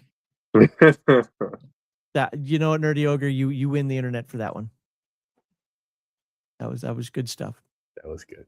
All right, well, let's move on to segment 3 here. This show is going forever long today. Yes, folks, I will still have a segment. Actually, no, how about this? This is what I'm going to do. I'm going to put a poll up. I can do this. Should we have a segment 4? What is segment 4? Segment 4 is when we take your calls. Now, I have rules for this, but when we take your calls, it's basically the call-in time for you to talk to the panelists. You don't come in and say you love the show. You don't come in and say you hate the show. You talk to the panelists about the things that we were talking about tonight. So, create poll. Should we have a segment 4? And yes or no are already there. So pull it on. There we go. And you guys can answer that as you see fit. So, okay. All of that taken care of finally. Let's hit up our third panelist here and ask him our final question on presenting Palladium honestly to new players and game masters. So, first of all, Wind Dancer, welcome, your first time here. Who are you? What content do you create and hi, I'm Wind Dancer. My 9 to 5 is I'm a cook, and my content that I create is I run a Discord server called Rift's Megaverse, and the big thing that we've been working on is focusing on community and being the premium place to play anything Palladium books related. We pay for the servers, so that way, like, there's no hiccups in the streams, there's no hiccups in the uploads and the downloads, there's none of that. We want to connect as much of the community as we can. So that's been our big deal. Right now, the big thing is the Megaverse West marches. People have really been liking that. Really been figuring out the Palladium, the edge cases, as you've been saying. Have been having to make rulings like on the fly for the whole, the 200 or 300 people who are signed up for our Megaverse West marches right now. But it's been a really wonderful time. Like, I didn't think that this would ever blow up. I didn't even think that this community was out there. I also grew up in Minnesota. I'm from northern really? Minnesota. Oh, Yes, wow. sir. I'm from the Iron Range, sir. And Watch the a hockey Iron. tournament this year? What was that? Did you watch a hockey tournament this year? I'm not a good Minnesotan. I don't watch hockey. Well, I don't fish hunt. I don't fish hunt or ski, so I'm not a good Minnesotan either. But Yeah. So I grew up a little secluded, so I didn't know that the Rift community was still out there. I knew that this was an older game, so when I made the Discord, I didn't know that there were other Discords out there, or there were, still YouTubers out there talking about it. So I was very happy to find all of you. well, I want to say this, that he's the link to his Discord is in the description right now. If you like Palladium or want to learn more about Palladium, great community over there. I shouldn't say this. I'm still going to get yelled at for this, but it's probably a better community than ours, because at least there's activity over there. Our community just likes to yell about too much Palladium or not enough Palladium. So I check it out. appreciate you, sir. I appreciate you. But anywho, so the next segment, the next question, how I like to present it is, Well, let me ask it real quickly. Of course. And the reason I do this is just for the people who watch later. Of course. So they know exactly what the question is. Everybody knows this, so I have no problem saying this. I do send the questions out to the panelists beforehand so they can have some good talking points for it. But the question is this: when you talk to new players or game masters who have only heard the negative reputation, how do you acknowledge Palladium's actual quirks while also correcting myths? And what practical advice do you give so a group can decide whether its style fits the kind of game design and table culture they want? I was just speaking to someone who has not played any Palladium book game since like 1995. And they were not very happy with what they called crunchy, or how powerful like some things are, and it just feels like a chaotic mess. And how I like to present the Palladium Megaverse is, if people are really into Call of Cthulhu, or if they're really into this or that, I try to bring them in by the game that matches. So like, if you like Call of Cthulhu, I'm going to bring up Nightbane, or BTS or something like that. If you're into D&D, which is the big one, we got fantasy. If you like science, and we got riffs and blah blah blah. So I like to first match the game that they can probably symbolize with the most. And then I like to, like, people talk about how we have too many skills, or the system is too complicated. I lean into that. I'm like, I can't think of any other game where we have parry as a mechanic, or dodge, where it's not like only a rogue can do it, or only this guy can do it. Everyone can do it if you have a hand-to-hand combat or whatever. Just talking about the things that seem crunchy, but in reality that it's either misunderstood or it wasn't read through properly. I love to blast away any misconceptions that are out there. A long bowman has a pretty good chance of still shooting a speedster from HU2. And I like to point that out, and I like to explain how that all works and all that. And playing Palladium books is like driving a stick shift. I don't know if that makes sense, but that just kind of popped into my head. You have more control. But you know what? I think that leans into something. You have more control, but it is harder to learn. And I agree. I'm going to actually use Heathen Dog's statement here. Heathen Dog says that Palladium, specifically he's talking about Rifts, but when we've talked about it, he means all Palladium, is the best second game for any game master or player. You kind of have to start knowing how to play role-playing games before you really dive into what Palladium offers.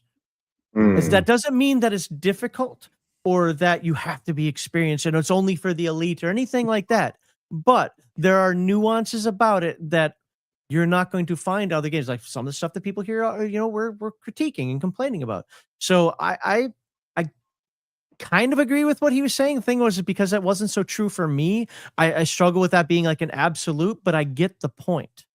That either that, or I would caveat that with, you really have to have somebody who understands it and it's your first game, but somebody who understands it is running it. If you're kind of going into it blind or new all around, yeah, that could be cumbersome or it could be scary. Oh yeah, I mean, like, I think, like I said, I have very little experience with other TTRPGs, but I think in some other games you either can't make a called shot, or if you do, there's like a severe negative. And I could be mistaken on that. But like, whereas in Rifts, it's still like you make a called shot, it takes an action, but you don't get a negative. Like the handicap is it takes an action. Mm-hmm. The called shot is also a different target number though. Instead of having a 5 or better, you need a 12 or better. Yes. So like there are some terms that Palladium uses that are the same throughout, but they mean different. Mm-hmm. And I think it's just because of how big Palladium Books is. Guys, go ahead. I'm really trying hard not to jump good. in. So please talk, say anything, do anything. I will agree that you should have some role playing under your belt before you dive into Palladium. Whether if you're going to play, you should have played something else. If you're going to run a game, you should have run something else. For me, to get people interested, I go with what really got me interested. Just look at the core book. Look at what's all in there that you can do. If it, for me, it was Rifts. That was what really drew me into the system. It was the third one I bought. I had already had the Revised to Fantasy and I had TMNT, and then I got Rifts, and that's when I finally got to play the system. And it's like that was what drew me into the system. So you find what works for a person and then just go look at this. You don't have to read it, just flip through it, look at the pictures. This is what it's about, and it's going to draw it will most likely draw them in. And when you actually get them to play, just keep it simple. Don't overwhelm somebody new to the system. Mm-hmm. And so okay, so what do you guys say? And we'll start with I'm sorry, did you have something to say, Nagad? Yeah, I was gonna just kind of reiterate what they'd already said. Okay. Based off of my experience. So like I said, I started with TMNT. It was a game that was brought to us from a friend. They had never played anything prior to that game either. So we were all learning TMNT together. And then from TMNT, we went to Rifts. And then by the time we left high school, we were playing other things as well. But I have friends from that time period that they won't touch Palladium, period, because we didn't fully understand the Palladium system at the time, right? We were learning it, but we weren't understanding it. So having other role-playing games to learn from in terms of playing and running is important. But there are some Palladium games I feel you can run and you can play with very little experience. So the first Palladium game that I ever ran was Recon. And wow. yeah. So not really. I mean, it's Palladium in name, but Yeah. it's the only one that doesn't follow the system. Actually, if you look at the book, they do have Palladium conversion rules inside of it, and I Oh. played it based on those Palladium Oh, really? conversion Okay. rules. I did not know that. Yeah.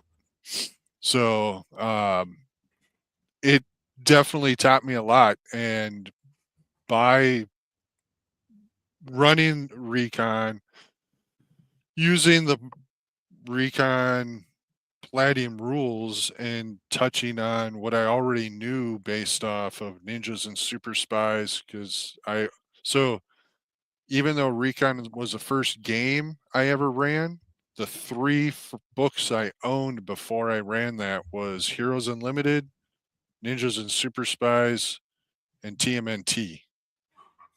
Even though I never ran those three games, and TMNT was the only one I ever played, I still had them, and I read through them several times, which definitely helped in running Recon. So you don't need to run other games to run a Palladium game. You just need to find the Palladium game that interests you and gives you kind of that quirk, or that I don't know what word I'm looking for at the moment, that core that you want to play. I think I'm making What my would you point. say to somebody who picks up that book, looks at it and goes, "Oh my God, this is daunting." Just read through the book. I mean, So, any okay, let's go back 30, 40 years. I love, I love second edition Dungeons and Dragons, AD&D second edition. 2E right? is bestie. Right. I've played that off and on since the mid 90s. I still don't understand THAC0. Thaco Right. minus die roll equals Well, armor equals class. armor I have a whole class hit. video on that. But I still don't get it. But I still just because I don't get it doesn't mean that the game is a bad game, right? Okay. It's still a fun game to play. It's a role-playing game set in a fantasy world that fits the type of fantasy games that I enjoy playing, which is why I started buying Palladium Fantasy, because that's the closest thing to Advanced Dungeons and Dragons without playing Advanced Dungeons and Dragons. We'll talk.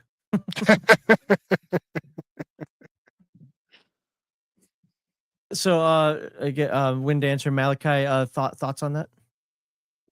That's something. What was it?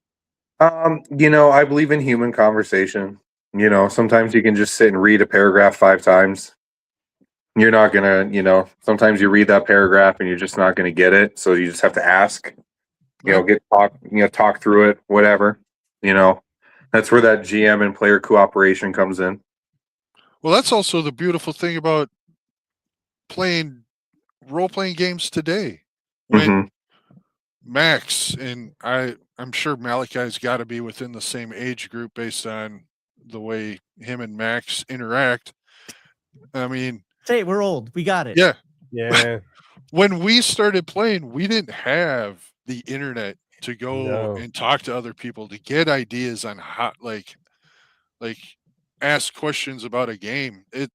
Having Discords and Facebook forums and this channel, it's awesome. I can watch a video, I can ask people questions if I want some thoughts on something, like I did was it last week or end of last week, beginning of this week. I wanted people's thoughts on, for TMNT, if a character has natural weapons, should they be allowed to parry using natural weapons if they have claws as a natural weapon? So specifically, parry carry like a sword or a hammer or Right, whatever right, with their exactly.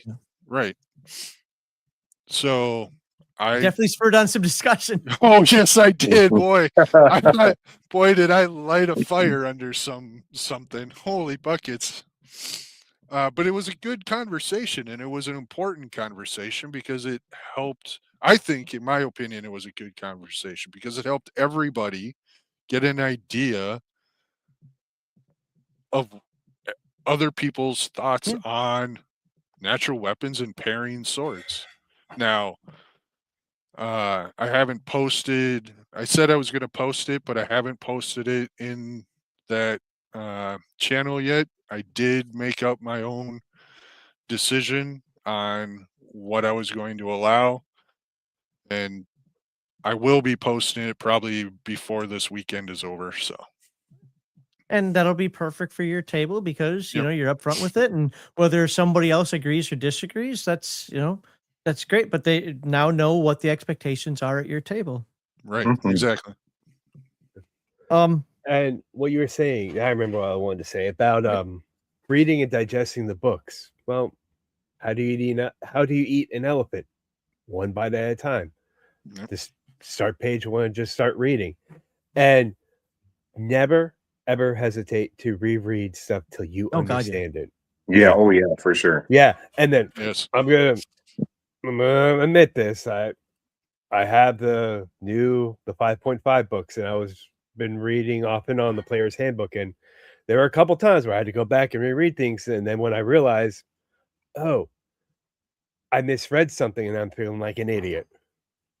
I mean, I don't think there's a reason to feel like an idiot. I mean, Oh, no. another idea, that bite-sized chunk, I like that concept that you have there, is you don't have to have the entire game memorized, ready to go. Maybe there are just some aspects of the game. I'm going to use more AD&D stuff right now because it's easier because of all the subsystems that I have. But maybe you don't use morale checks and reaction adjustment on the first time that you play, because those are more nuanced things and you just want to kind of get in. You should know about them, and at some point you should utilize them. But maybe that's, for the first time you run a game, that might not be something you worry about. In terms of Palladium, I can't think of something off the top of my head. That's maybe control. Don't have vehicle chases right now because control rolls and handling rolls and so forth can start to overwhelm you when you're not exactly used to the core game. Either hand wave it, come up with something that works for you temporarily until you get that. But it's okay. It's okay to play. We're going to focus on, this is what skill checks are. This is what initiative is. This is what combat is. And then next we're going to add on, okay, this is what flips and throws part of combat. This is more of the combat options are. And then next time, and I don't necessarily mean just next session, but the next time when you're ready, you start adding in, vehicle armor. Like, I'm going to not lie about this. Sometimes I don't remember what the SDC ratings of all the freaking barriers and nonsense are supposed to be. Like, wait, is a wooden door 75 SDC? And how much is supposed to actually get through that because it's wood? You know what? Forget it. You know what? You shot through the door. You did 16 points of damage. I don't think that's enough to destroy a door. A couple bullets go whizzing by your head because they're deflected by the door, and I don't want to deal with them hitting you right now. Let's move on. It's okay to do that. Yeah. Yeah, it's like, your first combat, get your understanding of the pacing, your attack rolls, your parries, your dodges, get over the AR, all that stuff. Get that flow down and then start building on from that. Bring in the rolling with punch, ball impact, all that. Oh, yeah. Just start with the basics, and then as time goes on, start to introduce the more complicated stuff until it just feels natural. Yeah.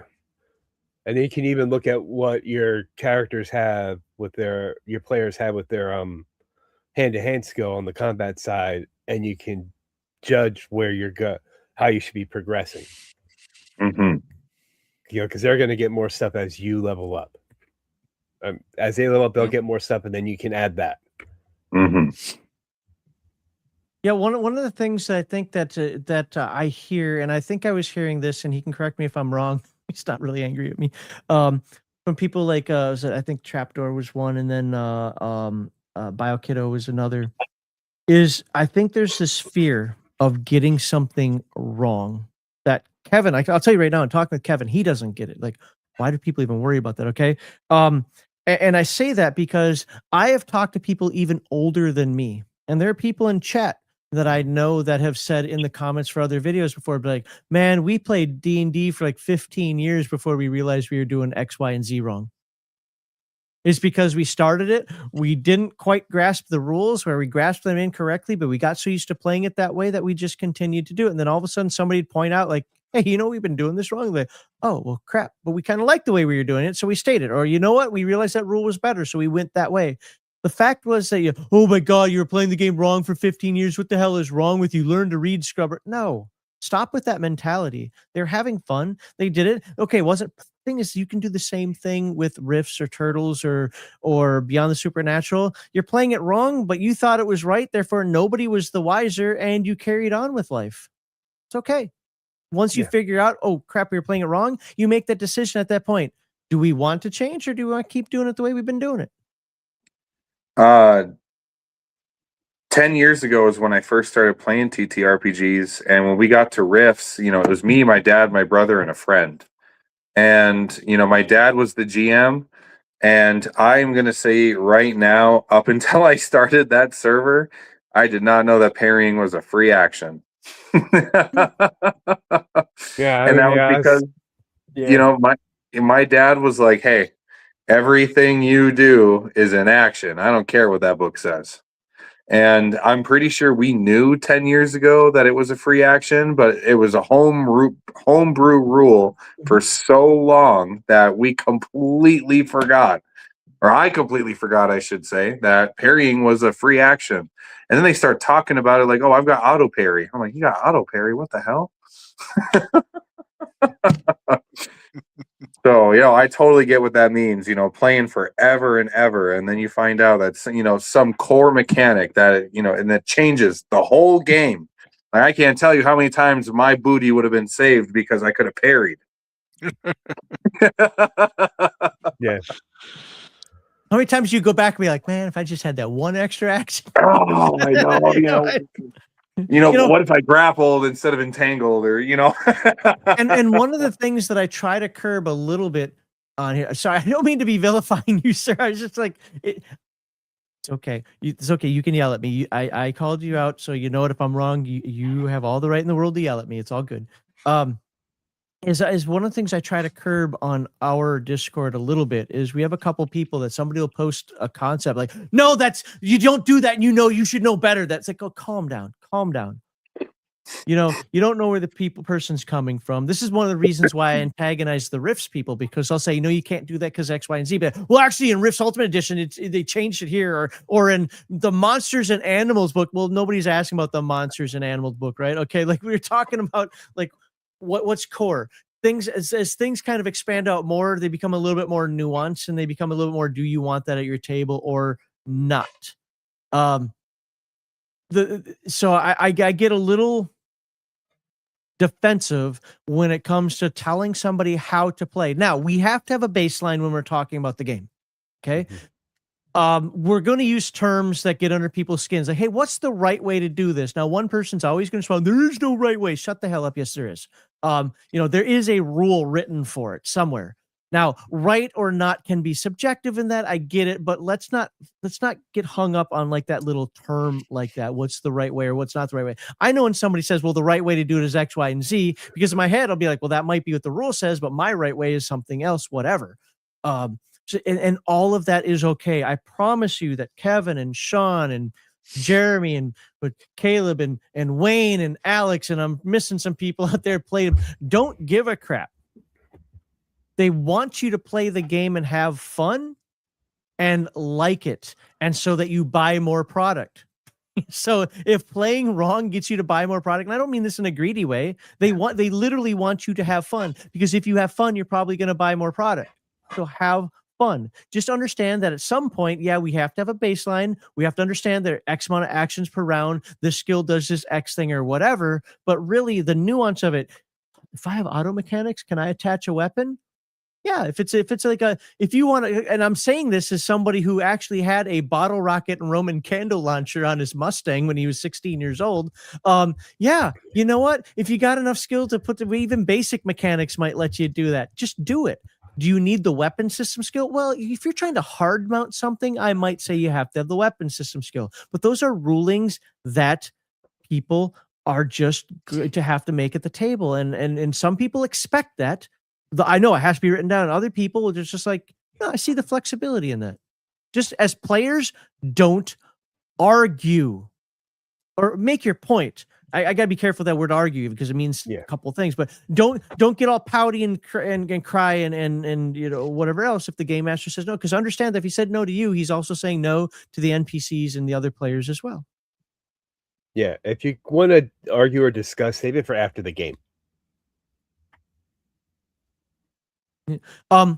Last question I'm going to ask here, and then we'll go into segment 4 because segment 4 has overwhelmingly won the vote. Is if no, I don't want to ask that. I don't actually like that question. I had a follow up there that I don't like it. Hold on, there's another one I was looking at. Okay, this is a good one. How do you frame the game's quirks without sounding like me? I mean, without sounding defensive or apologetic. And this is, we're on Wind Dancer's segment here, so he gets to start. How do you frame the game's quirks without sounding defensive or apologetic? Okay, bro, listen. Something from 2 miles away could kill you, and you might not even see it. But you know, but and that's usually just how I lead it off right there. Is you could never even see your death coming, but it's so much fun. Okay. Malachi and Nagahide, what do you guys think? I'm just any game's gonna have quirks. I see it all the time with like I've had people point quirks out about Castles and Crusades. I know there's quirks about Savage Worlds. I mean, if you're so worried about quirks, you're in the wrong hobby. Okay. Nagahide? Yeah, I like the example Wind Dancer gave of you can get shot from 2 miles away, but you're gonna enjoy it. You know? Oh, it hurts so good. Right? So does it have quirks? Sure. Malachi made a good point. Any game does. You're gonna. Most of us sitting here on this panel and Max are. I mean, we all love Palladium. That's why we're here. So, yeah, Palladium has its quirks. I'll admit it, but I think for me, that's what makes the game fun. Are the type of quirks that it has. Yeah, I think that's all I really have to say on that. Yeah, and so my follow-up for that would be a very simple one. First of all, I think quirks equal personality, which is one of the reasons why I love TSR Dungeons and Dragons over WotC. WotC's Dungeons and Dragons is so medicinal.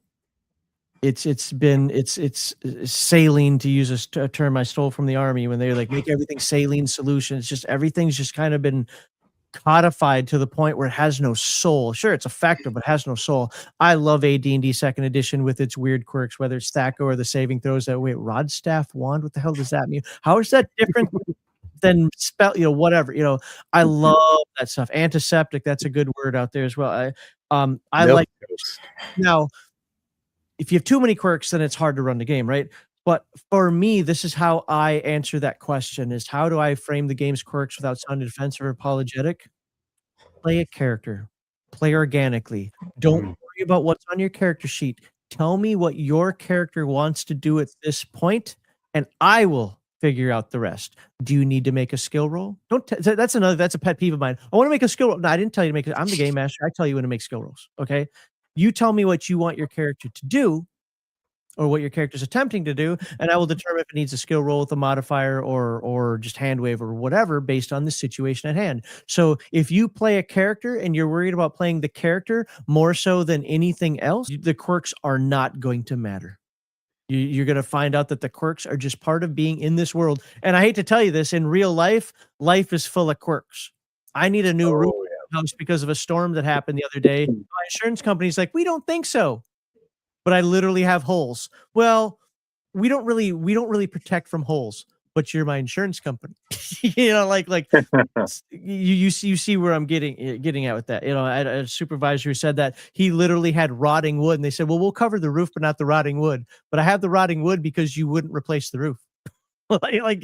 Life has quirks, and we're gonna have to deal with it. And the idea, well, facts don't, or feelings don't, facts don't care about your feelings. That might be the best logical argument you can come up with, and that might be the way you wish that the world worked. But I hate to tell everybody this. As much as I wish that was the fact of the situation, the reality of the situation is feelings trump facts for the vast majority of people. You don't have to like it. You don't have to agree with it. You can think they're all idiots, but that is the fact. And if you don't come to grips with that, then you're screaming at clouds like I like to do. Okay. So understand that quirks are okay. No. Anything else with segment 3 in terms of the idea of how you would express this game, how you would talk to new players or new game masters about Risk before we go into segment 4? Anything, and we'll start with Wind Dancer. Anything left on the table that you want to put out there? Just that when you look at this game system, even if you own every single book, even if you have read every book front to front, all of them, you're not going to do everything. You're not going to play everything. So it's best to not overwhelm yourself. It's best to just pick a core book, maybe an extra book, or the select books that you guys are going to use, and then only worry about that until it's either a new game or you guys move to a different dimension or what have you. Okay. Well, with that, before we go into segment 4, I'm going to put the link out there in a moment for segment 4. We're going to hit some chat here, but hey, become a legitimate channel member by hitting that join button. Got a lot of members in chat today. Might have lost a couple too, but yeah, a lot of members in chat today. Yeah, I'm out of here. Yeah, okay. Well, you're still a mod whether you like it or not. You can also support us after the live stream with a super thanks. Even if you want to thank one of those guys for putting up with me, I'll still take the money. It's great. It really helps us know that you truly like the content and want more of it. Also, we're always looking for new panelists. If you think you have a bit of charisma and an interest in discussing role-playing games, please come by the GMI Discord, check out the schedule, and sign up for a panel. Now, in segment 4, we bring you in to talk to our panelists about tonight's topic. Please try to focus on them and not me. I know I said a lot today. Please try to focus on them and not me. This is supposed to be their time. I'll post the link to join in just a moment here, and I will try to get to everybody I can, but I will prioritize members and super chatters. Also, it's 5 minutes maximum, but I'll talk more about that in a moment. In the meantime, let me get this link out, and then we'll people popping in, and that's the link that you're seeing now to join. It's for talking to these guys. In the meantime, we're waiting for some folks to pop in. I'm gonna read some super chats and whatnot on here. So first of all, Polyrobox for $20. Thank you very much, Polyrobox, for the $20. He says, and you know what? We're still kind of in segment 3. Actually, we still are technically in segment 3, so we'll start with Wind Dancer on this one. What is the worst rule that Palladium Books has ever made, in your opinion? Please prove Kevin Samita and Sean Owen Robertson wrong. Period. Why did that end in a question? All right. Okay. Well, I don't know if this is the worst rule, but it's more of like an inconsistency, and it's just the firearm rules. Like it just seems like I could get a gun from this book and then a gun from the exact same gun from a different part of the Megaverse, and maybe it does different damage, or maybe the triple burst is how that rules. It just seems like whenever they talk to a gun expert for the book they're writing, it's always a different guy with a different opinion. But I could be mistaken. It might not even be that broken. But that's just an opinion on me. And I've even heard someone tell me like, well, when you're hopping dimensions, you're going from one law of physics to another law of physics, right? Okay. So like that. So that's kind of a cool little answer to that. Maybe that's why the I've heard some people say the railgun don't work when it's not in Rifts, but Well, actually, to piggyback on that, one of the things that I say in terms of rules, the game rules, is that rules are the universal constant. So in our Earth gravity, with 9.81 meters per second squared in terms of of acceleration, right? But they don't have that in say Rifts or D&D. They have, and I'm just kind of making up the rule off the top of my head because it's D&D rule, 1d6 per 10 feet. Now, I don't care what that translates to into meters per second squared. I just don't. I care that it's 1d6 damage per 10 feet. That's going to shape how things work in the world. I'm not saying you're wrong about the inconsistency, by the way. I would argue one thing and one thing only with you on that. Okay, what would that be, sir? Think cinematically, not realistically. Because I go to the range all the time. I do this, it drives people crazy. I have my 45 right here. I fire it like I shoot. And yes, I know that the Palladium rules can drive even me crazy sometimes until I remind myself, no, these aren't meant to be perfect, realistic rules. These are supposed to be cinematic rules. And I do agree with you on that. I do agree with you on that. What I do want is for them to pick a set of cinematic rules and then run with it. That's fair. And here's what I will tell you going forward. I think that's what they want because they started it with turtles and they're going to hopefully try to expand it into other things by unifying some of that. That seems to be the goal. So that'd be pretty cool. Nagahide and Malachi, anything on polyrobotics? What's the worst rule? Worst rule. How about a change to the rules? How about the worst change to the rules? Okay, what's the worst change to the rules then? Removing simultaneous attack. Okay, you kick him off the panel. How do I get you the fuck out of here? Absolutely despise simultaneous attack. Did you do that on purpose to troll me? Yes, I did. Okay. By the way, it was another discussion that was on our Discord, but I've also done it in videos as well. I hate simultaneous attack. Yeah. My friends, I am so sorry to do this to you, but unfortunately my in real life is calling for me and I do have to leave, but I do want to say that this was truly amazing. I appreciate the invite for this. You guys are completely awesome. I appreciate the discussion. And I hope that I didn't sound like I was rambling and crazy. No. Before you go real quickly here, just so people understand, normally I'd be pretty upset if somebody like this was leaving at this point because, we still have other stuff to do, but we're actually more than an hour over we've passed our hard cap where we haven't even gotten to members only yet. So absolutely it's reasonable for him to be leaving. This is why I have, by the way, it's actually why I have those rules in place that we normally hard cap at 2.5 hours and then have an hour of members only is because of situations like this. I know people can't stay for 6, 7, 14 hours. So Wind Dancer, since we won't get the chance to talk afterward, thank you for being here. You're absolutely awesome. And for putting up with me, and I mean this, I do owe you an apology for being on here and just usurping so much time and talking, but no.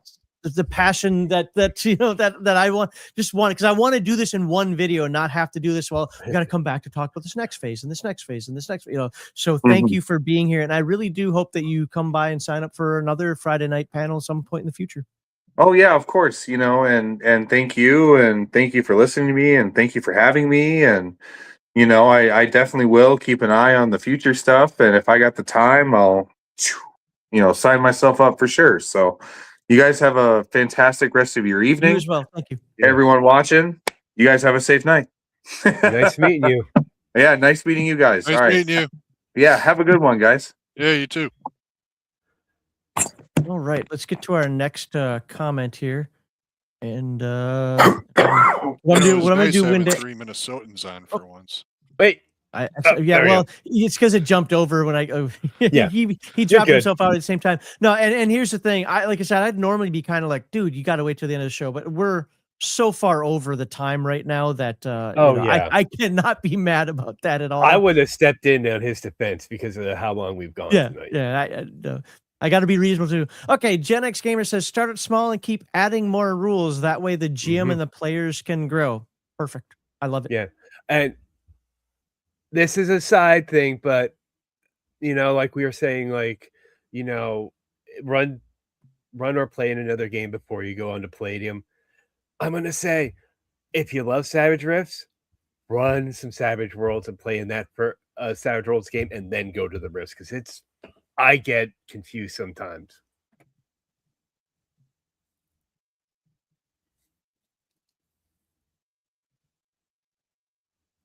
Trying to come back. Okay. Next one we have here is Trapdoor Spider. Thank you for the $10. You know what?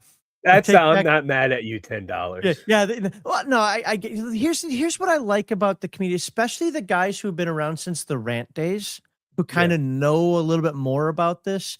And I don't know if he has been or not. I mean, he may have been. Is the He's fact been around that a while. I know. Yeah, that. well, that I do know. But if anybody who's been around since the rant days knows that we can absolutely go balls. Well, Full Metal Dragon and I do it on occasion. We'll just be like, like whatever. Oh, but yeah. It's been such a good supporter of the channel. And Trapdoor, like the thing is I don't think any of us takes it personally. Oh, yeah. Part of why I do this is to get people's energy up and to get people to feel ways about things and to be like, do I really care this much about a game? I don't give a rat's ass if you play the game. I don't want Kevin to be sullied. I don't want Sean to be sullied. I don't want Palladium to be sullied. But if you don't like what Palladium's doing and you think you have a legitimate beef, fine. You know, I'm going to give my point. You're going to give your point. Booyah. Well, there you go. It's up to the other people to decide. So no, even when I spurg out or they spurg out or somebody else, whatever, the whole thing is the fact that we're passionate about the games that we love. But I think most of the people in the community understand. So Malik, I know you wanted to jump in a couple times here. Go ahead. No, I'm good. Okay. So, but thank you for the $10, Trapdoor Spider. Appreciate that. I really do. And you can delete that one because that's not a super chat. And then finally he says, well, this is all general things. Play as you want. Find the fun. Yes, I believe everyone here said that or heard that. Sell me on Palladium quirks.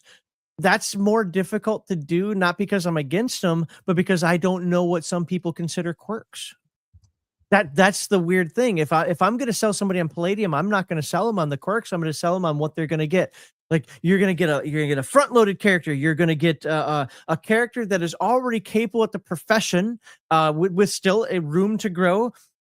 You're going to get a whole bunch of skills that you might not be used to in other games, but don't worry about that. The combat system is going to be action reaction. We're going to have this fun time. So don't let it overwhelm you right away. But as things grow, you're going to learn when to parry, when to dodge, when to entangle, that I don't think enough people do.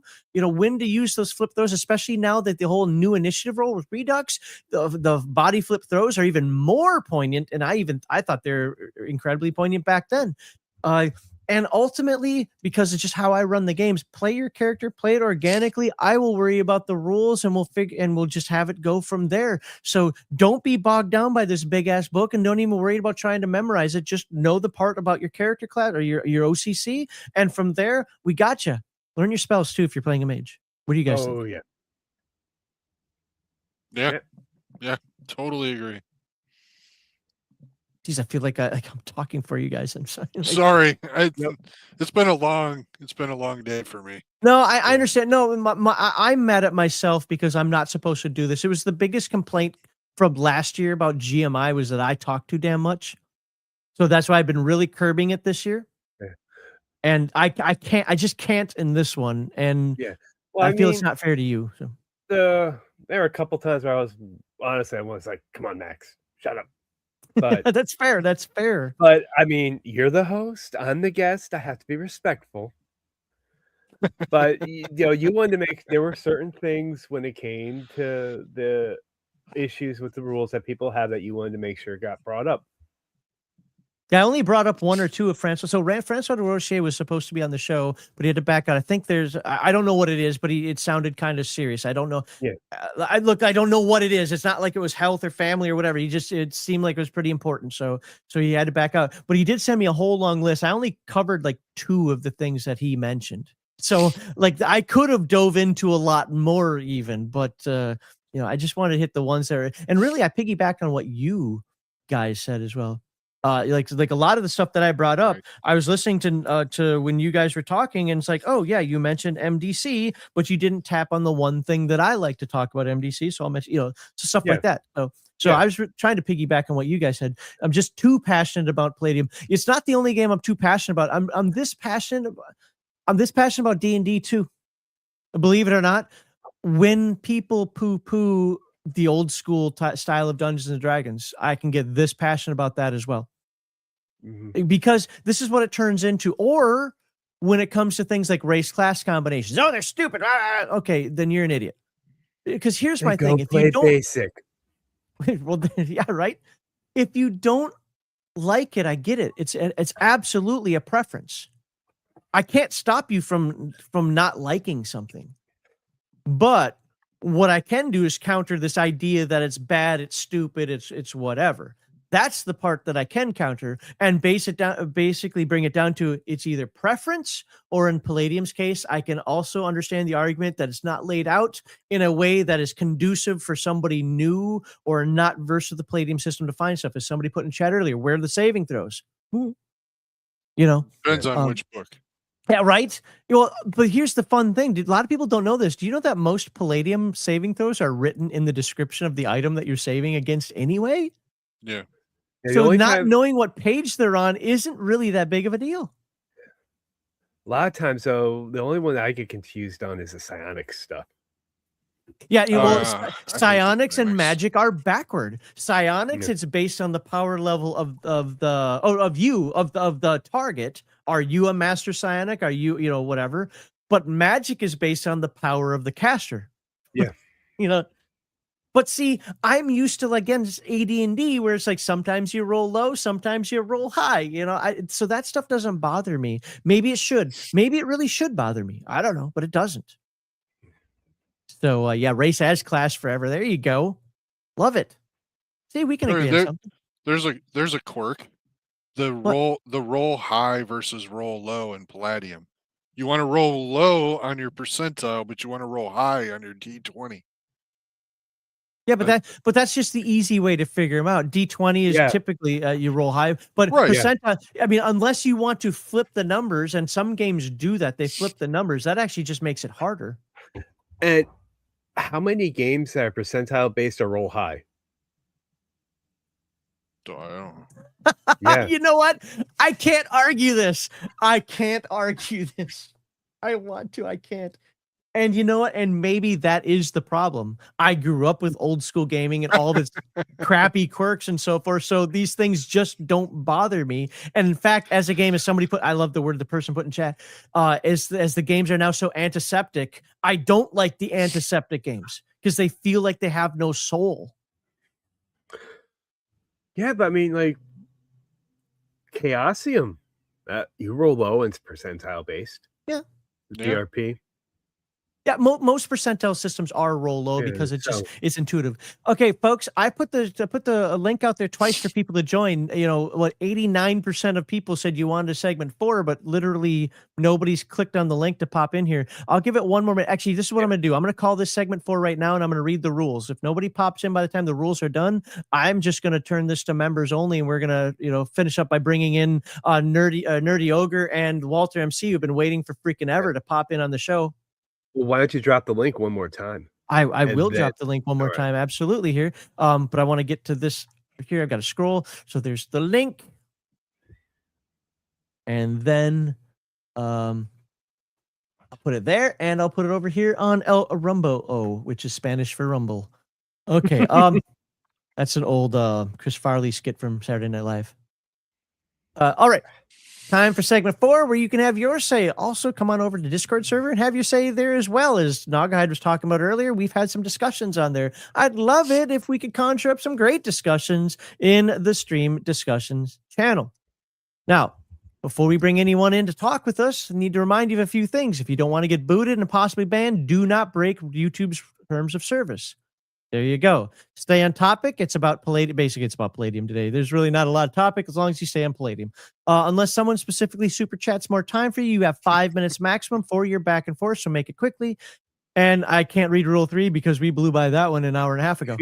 Finally, I make no guarantees, but I'll try to prioritize members, super chatters, and Rumble ranters. With that, yeah, we'll see if anybody wants to pop in. So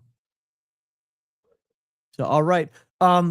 Until that happens, I'll just do the thank yous now. Again, thank you to Wind Dancer. Really happy that he was here. Thank you, Doghide and Malachi. Oh God. Uh-oh. Uh-oh, what? Uh-oh. Hold on. I got to get the segment 4 thing ready here. This is nope, that's not it. That's that one. No, it's this one, and then it's this overlay. Got to do this right. Booyah. I'm going to regret this, aren't I? Uh-oh. Wow. You fell into the third spot because we don't have a third person anymore. Oh. So It's Bear. Hey, All right. Malachi, what's up? all right, Hey, Bear, Malachi. what do you have for our panelists about Palladium books? So, I have one simple question that I will always ask of people who sit here and bang on about how great Palladium is, which is Okay. fine. Everyone has systems they love. Mhm. Can you not at least admit it desperately needs a revision to shed some of the weight and clutter that it's had for years? That is what drives new people away from it, is the absolute chaos of a system it can be. What? Yes. Think of clutter it. would Think of you it want to not. add? Think of it not No. from your point of view if you know it really well. Think of it from the point of view of someone picking up the Palladium Fantasy book or the Rifts book and going, "What the hell?" I just need to Yeah. know what clutter you mean. Just I, the I, thi- I think I layout, understand what he's Okay. saying. I think I understand what he's saying. All right. And so what I will admit is they should clarify since they've been talking about coming to like one rule system. Yeah, let's do that, but clarify it in one book for all the systems, but don't update it. Keep it how it is. Just make sure everything is clarified on where it can be used. Because the problem you're mentioning is and we brought this up at the beginning of the show. The rules in each of the main books are the rules for each of the main books, because for that game it has different rules. Yes, Mhm. you can move your character through the entire Megaverse, but as Max pointed out earlier, just because you can doesn't mean you should, right? Well, the So- other thing to consider is like TMNT. This is this is what Sean says a lot, and I think it's poignant and makes the point, even if it's the example itself might be kind of weak, but it makes the point. Prowl in TMNT is a much higher level than it is, say, in Rifts, because it's a game based on ninjas. So one game has 2 attacks per round, another game has 4 attacks per round. Now, whether it's intentional or accidental, I don't know. But the point is that, yeah, this game is meant to have 4 attacks per round. If you're going to try to pull something from the 2 attacks per round game into this one, then you either have to decide, are you going to bring it up to 4 attacks per round, or are you going to keep it at 2 attacks per round? But should you even be doing that? Why aren't you playing a character from this game? Now, I am not such a shill as to say that they should never touch it. They should never do anything forward. I talk with them quite a bit behind the scenes about things like a universal, but they've also convinced me that TMT isn't supposed to equal Heroes Unlimited, isn't supposed to equal Rifts. And I think people have this in their head that they're supposed to be mashed. Not they can be mashed, but they're supposed to be. I'm not saying, Bear, you said this. But my point being is that I think a lot of people say, well, because it's in this book and the system is it's very similar, not GURPS, but it's very similar, then it should automatically apply over here. Well, I just got into I wouldn't say an argument, but I got into a discussion with Sean about that where he's like, no, Turtles isn't meant to have these things. Stop doing this. I'm like, okay, I get it. So I think that's one of the misconceptions, that should be clarified. Does that make sense, Bear? Yeah, but it still doesn't answer the question, which is why on earth would people be resistant to the idea of cleaning it up so that new blood can get into it and make it become what you clearly want it to be, which is a super popular game system. I Right? personally literally have no problem with what you're saying right No. there, cleanup. By the way, there are a bunch I- of people that are popping in. We will get you here. Bear's got like 2 minutes left or a minute and a half or whatever. 2 like whole that. minutes. I yield my time to the gentleman waiting in queue, sir. I'll be back for your later But stuff. not well, fair. But just to hear this out is I'm not against the cleaning up. My question is always this, and it's not a gotcha question. It's because I'm curious. What needs to be cleaned? Obviously, we believe that some of the formatting of the book and so forth, but some inconsistent rules. Well, what rules inconsistent? That's always my follow up. Is like when we find these things, yes, let's clean them up, but let's also I never understand said that. inconsistent. Well, no, I'm talking the general public. This is what they tend to say as to what they want cleaned up. Like once we find these things, I agree. As long as we also take into consideration that riffs is not meant to be turtles. One is gritty street level, as Sean keeps beating into me. It's gritty street level. The other one's high epic kitchen sink, super sci-fi fantasy post, whatever. You know what I'm saying? So I feel you. Yeah. I will agree that I believe that an organization and a layout update is very necessary across the game lines. Cool. There we go. We've reached consensus. Isn't that lovely? And Bear, yes, we'll definitely talk later. But I lost all the rules of the show when I spurged out earlier. So have a good Spurged out. I'm sorry I missed that. All right, talk to you later, sir. Bye now. All right, Later, Bear. So we'll remove him, and I think Rocky was the next one, and then Polly. All right, Rocky, what you got, sir? I don't know. What are we talking about? Well, the link was out there for you to talk to the panelists about something to do with Palladium. Did you have a Palladium comment? Palladium comments. I don't know. It took me a while to understand the Rift's combat. I was like, you hit on a 5? That's crazy. Okay. Yeah, I don't have much to say about that. I got a lot to say in general. Well, the topic, I mean, for today was Palladium, and you're in your time. Otherwise, I will go to the next person if you you can just kick me. Okay. Well, I thank you for popping on in here, though. Yeah, it's good to talk to. Boop. All right, and then we got Poly Robotics. Poly Robotics, sir. I don't know if have I seen you before? Maybe once. No. No. Okay, well, it's good to see you for a change. You're all bright and yellow there. Jeepers creepers, you're blowing my eyeballs out. It's a safety thing out here. Hold on, just 1 second here. Yeah. You are crazy. You're like blowing up your microphone. We cannot understand you. Can you turn? It almost sounds like your gain is too high. Yeah. Let me see. Let me see what's going on. Here's what I'm gonna do. I'm gonna bounce you out, but I'm gonna keep you in the queue. I'm gonna bounce you out though, and then I'll bring you back. Yeah, you're still really high. The thing is, we can't understand you. That's the problem. You're just coming across as scratchy.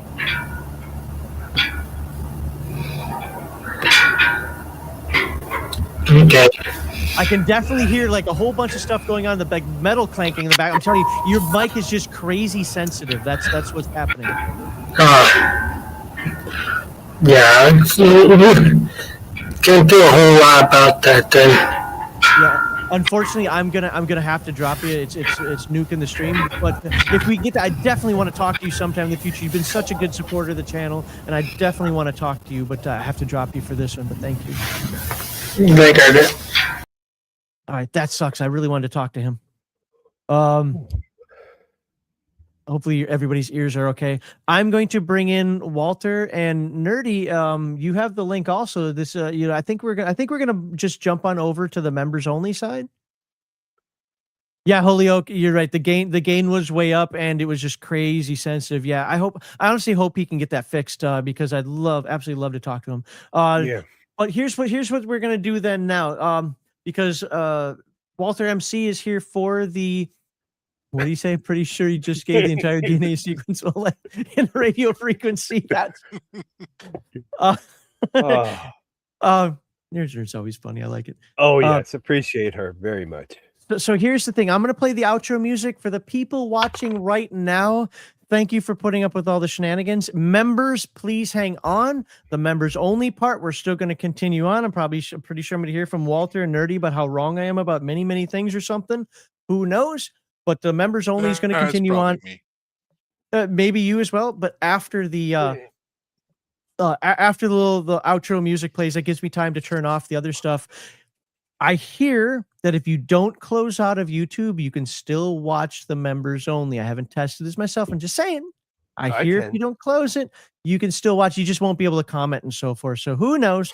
I don't know, but we're going to the members only portion in just a moment. So with that, please leave a comment of who you believe had the most compelling, interesting, or novel position. Did you learn anything new about Palladium that you might try at your table? Let us know in the comments. YouTube members, there is more to come, so don't go anywhere. A sincere thank you to everyone who supported the show with super chats, Rumble Rants, and memberships, and to all of you who took the time to join tonight. I don't care if I agreed with you or disagreed with you, especially those of you who said, I think I just saw biokiddo post again, and Trapdoor still here. The fact that we do this back and forth thing, thank you, seriously, thank you for that. One, you know what, you're keeping me in check as well. I don't like it, I'm not gonna lie, I have an ego on me, but you know, it's good. I'm glad you do it, you know. So yeah, we'll just leave it at that. I appreciate all you folks out there, and the other thing is this: is I think most of the community knows how to spurg, but then stop when we're before like the personal attacks, like the crazy like personal attacks come